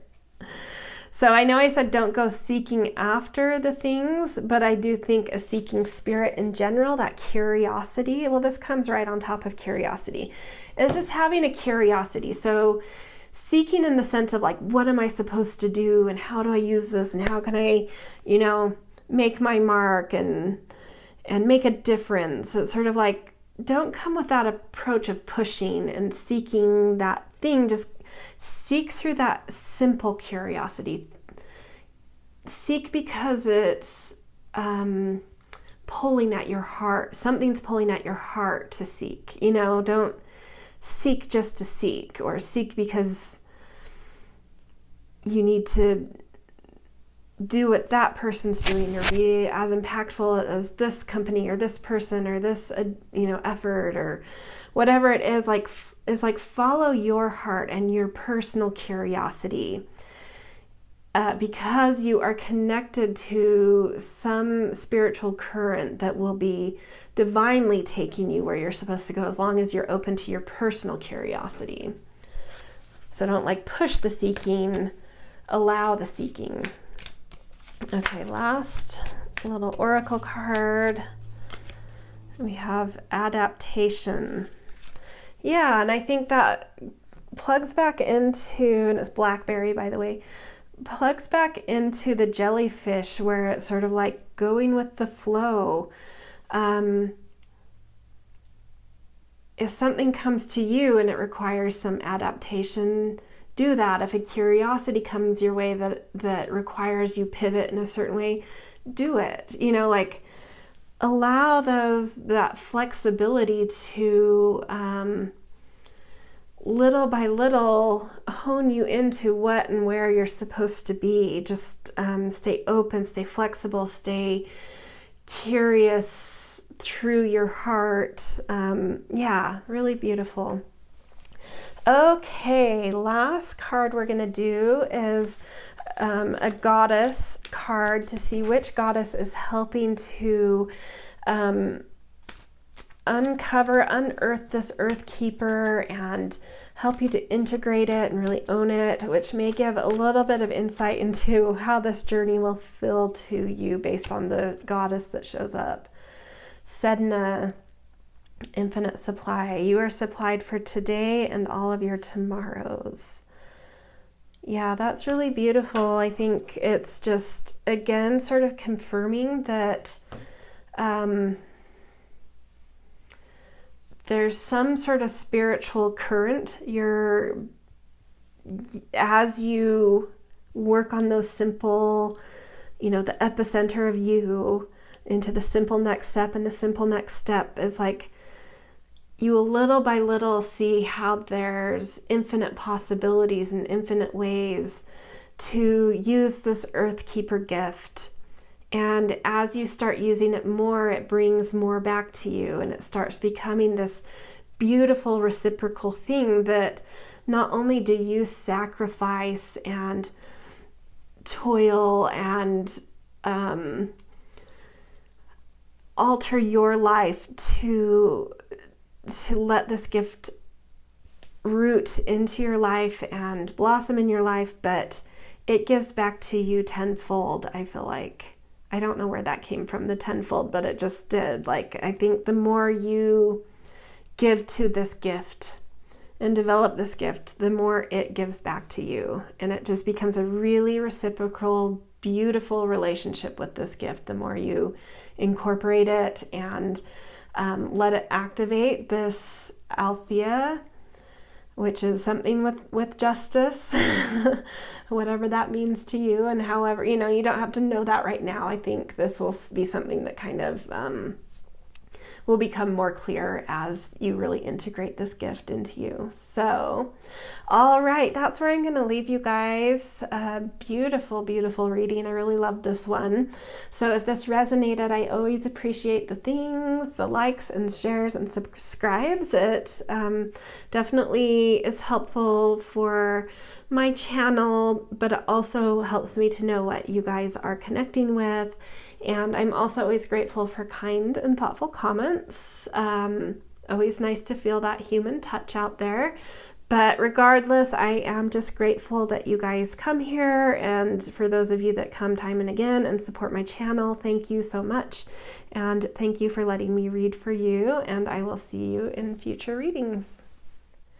Hello, Pile 4. Welcome to your reading all about a hidden gift in you that is starting to come out, that you're starting to sort of uncover. What I've discovered in the other readings is like something that you're unearthing that's been hidden in you, that first, sometimes it feels like it's been buried earlier in this lifetime, like in childhood, or it could have been buried in past lifetimes, and so it's like a deeper unearthing. But regardless, it's sort of like a hidden gift that is starting to unearth, to come back into awareness. And these hidden gifts are always running in the background if we're not conscious of them, but sometimes if we're not aware of them, they can start running in negative ways. So it's time to unearth this, become aware of it, start using it as the gift it's meant to be that we possess, to be a positive gift, to be a positive force in our life. So you guys picked this red Jasper, which I'm going to place sort of in the corner here, that you can focus on at any time if you need to feel more grounded in this reading. And the card that was under your stone was, or is, Wild Woman. And this is the essence of your gift, the main theme of what your gift is. So I'm going to read from the guidebook a few different things. We're going to start with what the essence of this gift is, and then we're going to explore its medicine, which is my intention for this reading, is it's showing why it's coming up now, what it is that may have called to this gift in you to refamiliarize yourself with it, to rediscover it. And then we'll read about the invitation around this gift and, more broadly using it in your life, what it's, could do for you, what its purpose could hold as a more broad, aware gift in your life. Okay, so let's start with the essence of this gift. And this is from the Mystical Shaman Oracle. So when the Wild Woman dances into your reading, she reminds you of the essence of authenticity and freedom. Divested of all social constraints and cultural conformity, the Wild Woman holds up a mirror to your essential self, the true essence of who you are and who you're meant to become. She is a reminder of the bright light within each of us that gets dimmed by the restrictions imposed upon us by the expectations of society. She reminds us that in order to be fully present to life, we must uncover that light and let it shine brightly, regardless of the perceived consequences. Ooh, this is a good one, you guys.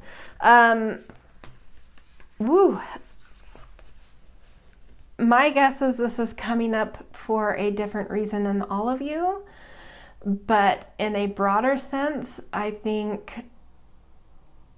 we are in a time in history that is really, really calling for people to not just be sheep, not just follow the crowd, not just go along with what our societies deem as appropriate because we're seeing, I'm not going to go on my rampage. I could say a lot about that, but I'll keep this focused on what comes up in the cards for you. But I do feel for you, the essence mentions a lot about societal and cultural expectations. And we all of us, I think this is a gift we all possess. Some of us have become aware of it and some of us haven't. And for you, it's like that time you're on the precipice of like, I've just discovered my religion lied to you. I've just discovered my local politician deceived me. I just discovered my country's politicians deceived me. I just discovered that my industry deceived me. I just discovered I changed who I was to become this and I don't even like it.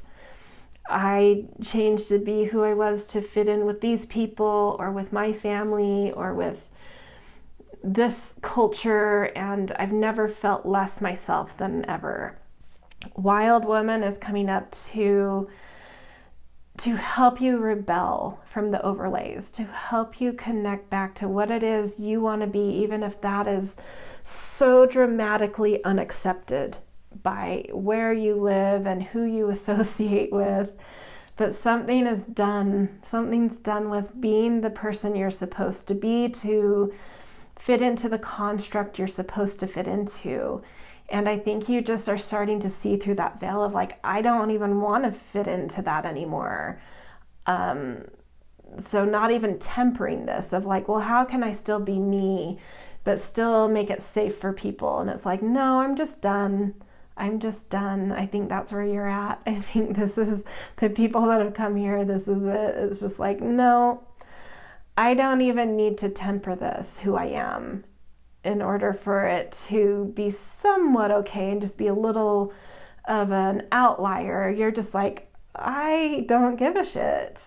If I'm an outlier or a full-on outcast, this is me. I'm done. I'm done with your rules. I'm done with your culture. I'm done with your society. I'm done with whatever it is for you. I think you probably all will know what that is for you. It could just be you're done with that job. You're done with, a group of friends. You're done with so-and-so in your family or your family altogether or a community you live in, whatever it is for you. And it could be even a much more broad sense. I'm done with what this world is dictating. I'm going to be a full-on nature pagan and I don't care what anyone says. Okay, so we are going to explore a little more of like why this has come up right now for you.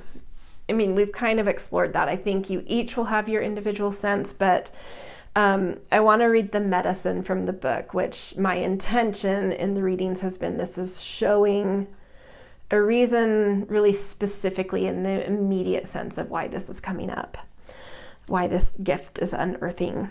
So the medicine, it says, excess for its own sake is a sign of imbalance. This is a warning that you may be trapped in obsessive thinking or behavior, looking for release in places that will never provide it. Let go, lest you become like the hungry ghosts of Chinese Buddhist lore that can never be fulfilled. True release comes from trusting the fluidity of life, understanding that just as a river needs its banks to flow through, so too do you need boundaries around your thinking and behavior. Now is the time to simplify, be mindful, and connect to that light within. So for a lot of you, it may be shedding old life, shedding old habits, shedding a need to consume things, to have certain things. For some of you, you may see certain things you own suddenly as being things that actually oppress others in the world due to labor laws or, it doesn't have to be that, but there may be something around, consumption, possessions, a general sense of just shedding an old life. Something that you're shaking off, though, it does feel like.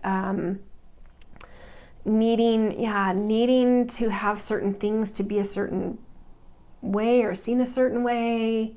Whatever connects to you. I think it'll be a little different for each of you, but whatever of the things I've already said, whatever connects to you is what is right for you. Why this is coming up now. And now I'm going to read from the invitation, which is meant to show beyond just the now. What could this gift do in a more broad sense to have it more like in a deeper aware place in you and more integrated into your consciousness as a gift that you stabilize as something you're aware of. So it says, when the wild woman comes to dance in your reading, you're invited to shine brightly and to know that your true self is being called out to engage the world. This is a symbol that your long-held dream is beginning to take root and wants to be expressed.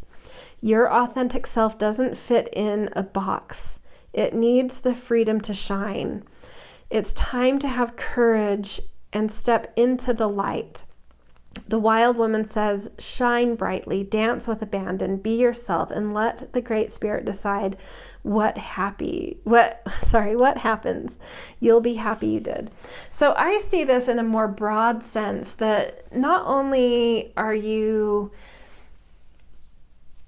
in unearthing this gift going to care less and less what other people think, and if you're even an outcast due to it, but that you're also, and it may feel difficult for some of you, supposed to shine a light on what it is you're feeling called to more authentically be of your essence. So say, I'm just thinking of like a TV show I just, not just saw, but I saw in the past.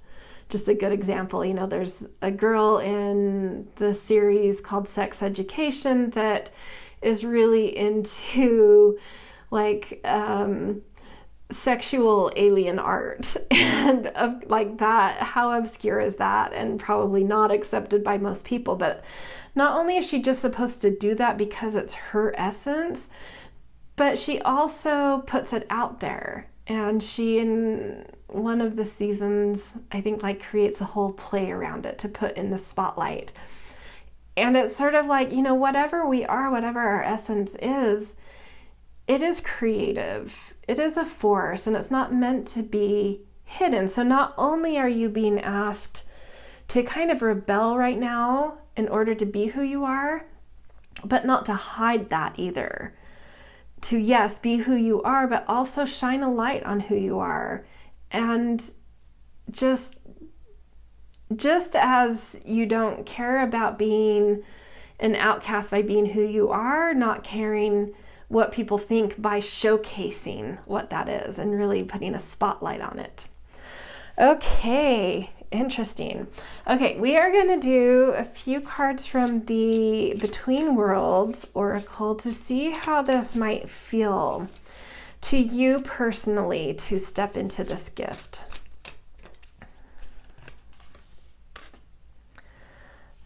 Domination.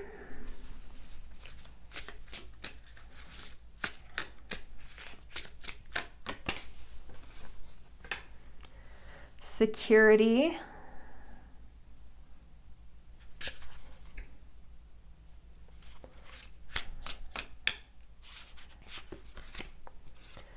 And Valley of Unity. Oh, that's such a pretty card.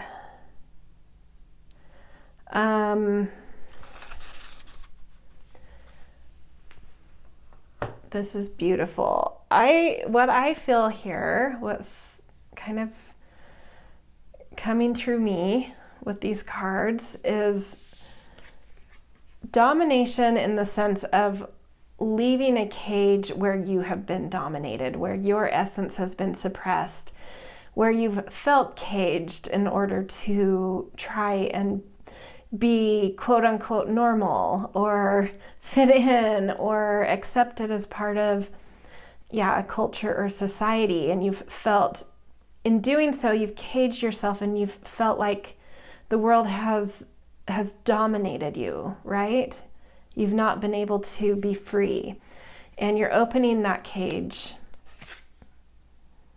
Or at least something about this gift is opening the cage, and it's up to you to claim, you know, this gift you possess that's coming out from hiding, and to fly free, right?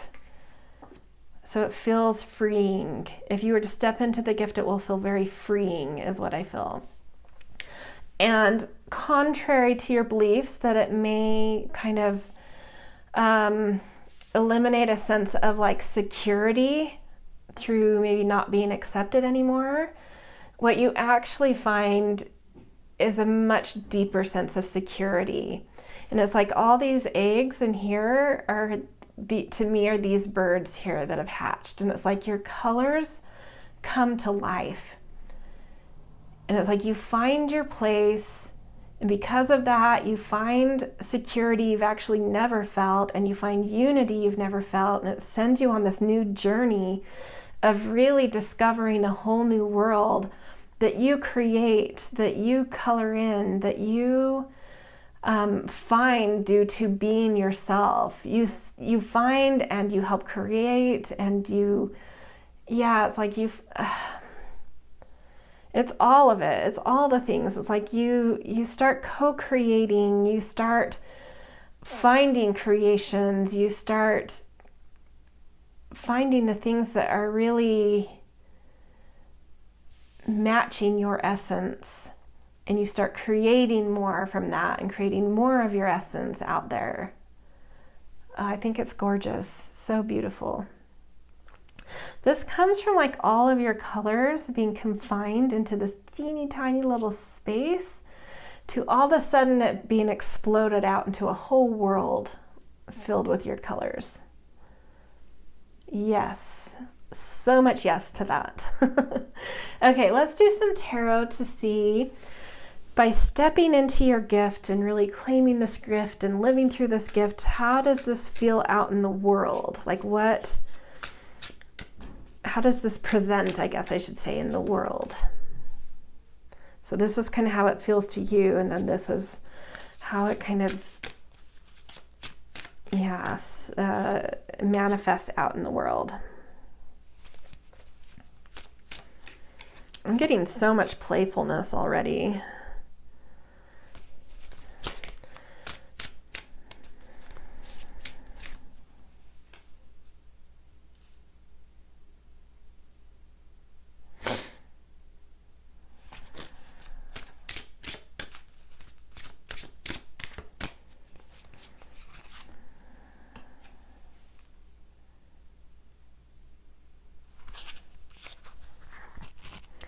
I do think there's going to be some ebbs and flows as you unleash this in the world of, 2 steps forward, 1 step back. So, but ultimately I feel you connecting to your creativity in a really beautiful, luscious way, both through your heart and through your senses. And it feels luscious to me because we've got Queen of Wands and Page of Pentacles. And it's like, I don't know why I don't usually sort of like combine archetypes, but they combine, this is like a mashup to me.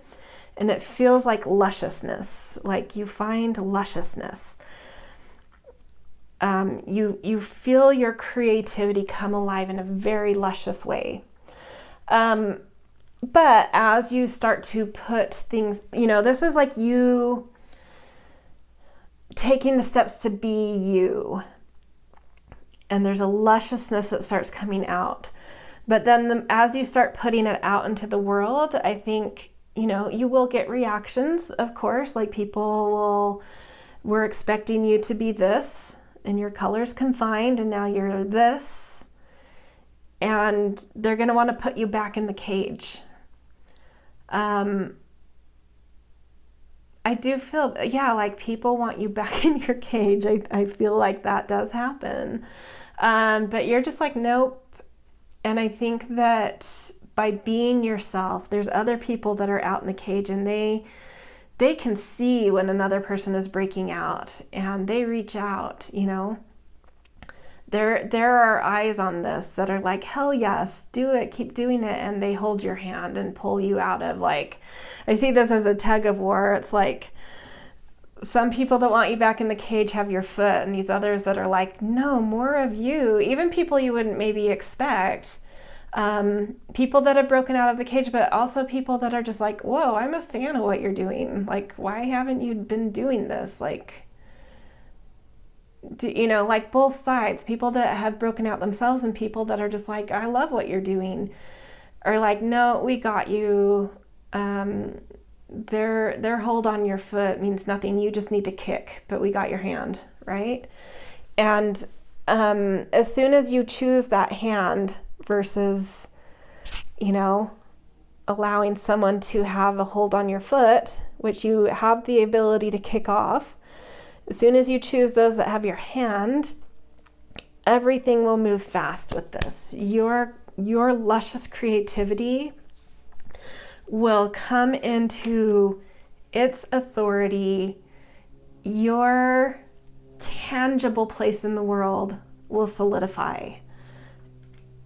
You will find your confidence, your authority, your magnanimous magnetism. You'll be solid. Yeah. So yeah, of course there's some hiccups here, but like, if you choose that freedom, you got this. You got it. Okay, let's look at if you are to really, really, this is taking it a step further, and this is dependent on you really saying yes to this gift and really integrating it and really making it something that is an awareness in you and a gift you now have at any moment you want to pull on it. How it activates some kind of archetype that it wants to express through. I love this, the mystic. This doesn't surprise me at all. I bet a lot of people that came to this pile are naturally mystics, but you don't have to be. There may just be whatever that authentic vibration of you is that expresses. It just might mystify others. It may have to express through a more mystical archetype than you've ever connected to, but it may also be kind of a mysticism that you're unleashing for a lot of you.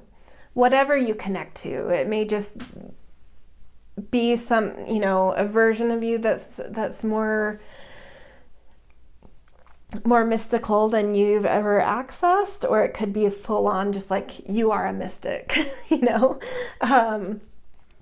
or whatever is that true, beautiful, wild essence coming out of you. It's mystifying, right? It presents through the mystic in terms of that it's just ethereal and mystifying and spiritually given to you, a spiritual gift you possess, right? So it could be as simple as that. And then we're gonna do a few oracle cards. Ooh, that just came right out. Around this archetype, should it get a foothold in your life. Just a little context. So we've got the mountain lion, which I'm going to read. This is just a little quip, this Nocturna Oracle. It's these, you know, nocturnal animals. So it kind of connects to more subconscious things, and I want to do justice to this oracle creator. So I will read their specific description, if I can find mountain lion.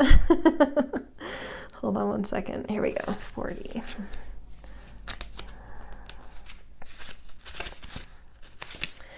Okay, mountain lion, patience, nobility, boundaries. The mountain lion is an ultimate symbol for scrutiny.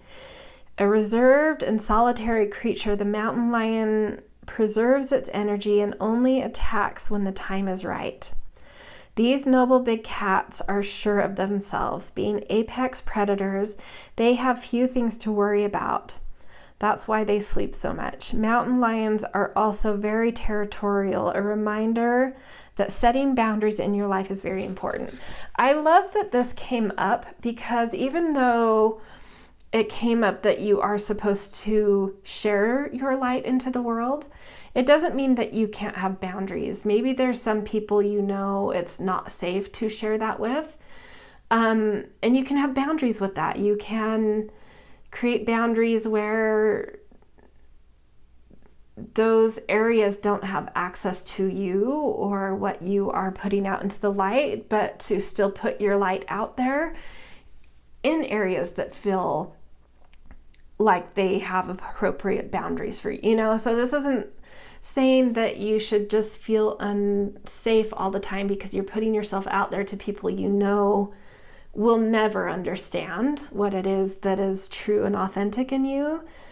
This is saying like it is totally appropriate for you to have boundaries where you want to have boundaries, but don't let that prevent you from shining your light where your light deserves to be shined and wants, you know, to be shined, you know? So, and also saying that with that discernment, and that ability to hold really strong boundaries, you will come into a certain kind of stature and nobility. We see with the King of Pentacles here is, you know, very mirroring with the mountain lion, that you will have kind of this magnanimous spirit, this knowing of like how to present whatever this is in the right places at the right times with the right fortitude and confidence and power and command, and yeah, just like a confidence coming out with this. Really cool. Okay.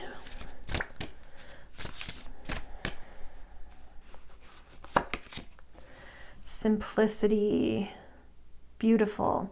And this to me goes right back into the cage. Like, it's like whatever is your essence, you already possess. It should be simple. You don't need to doll it up. You don't need to make it anything more or different for it to be accepted. And like, just, this is kind of like this confirmation of remember, like this is about what's natural to you, what's already in you. It's not about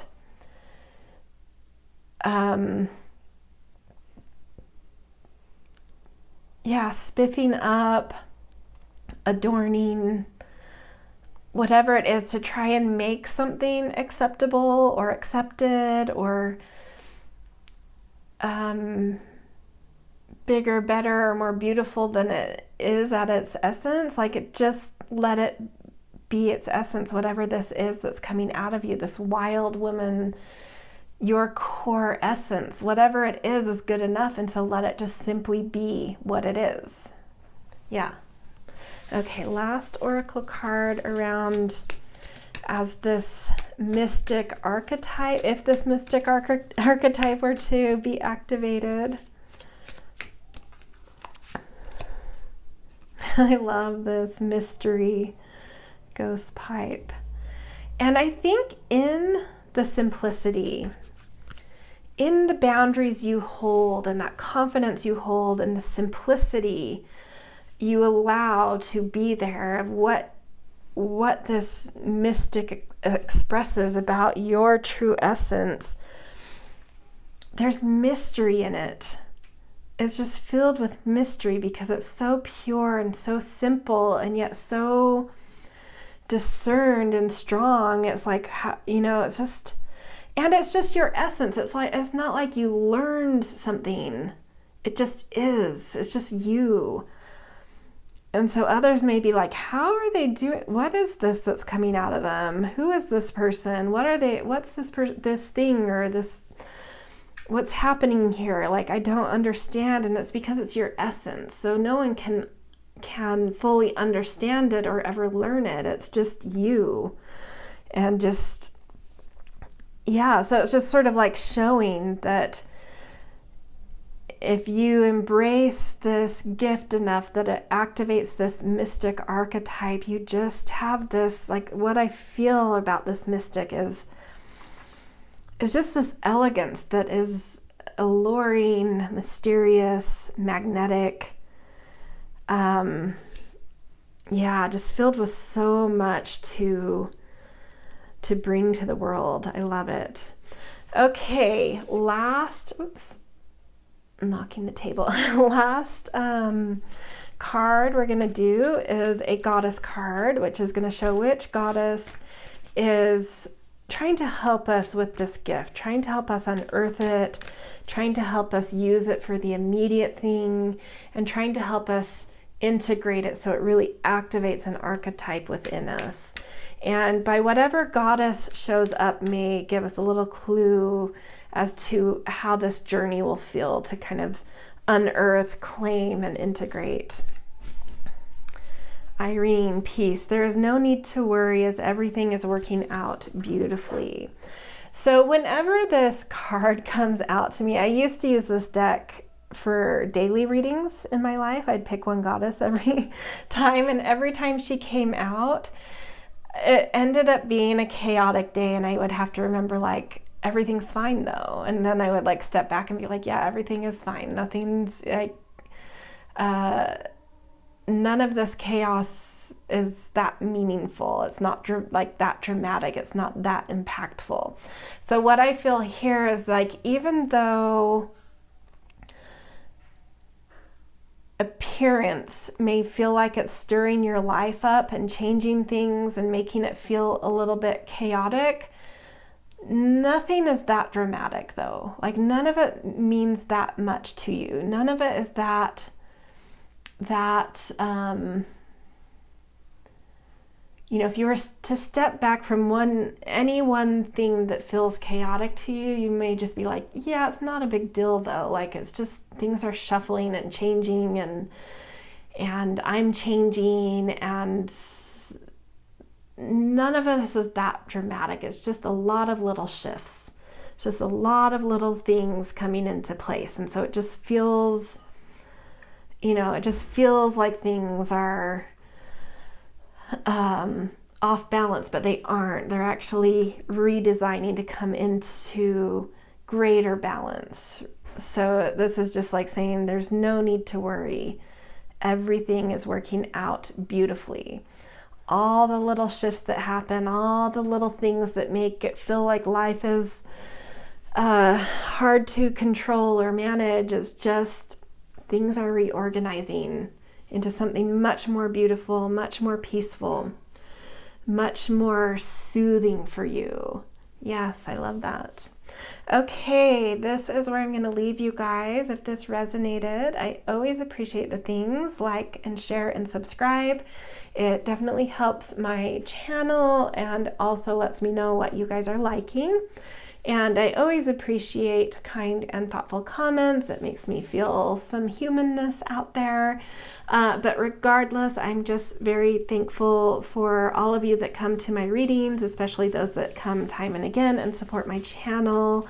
Yeah, I appreciate it. I love having you here. Thank you for letting me read for you. And yeah, I hope to see you in future readings.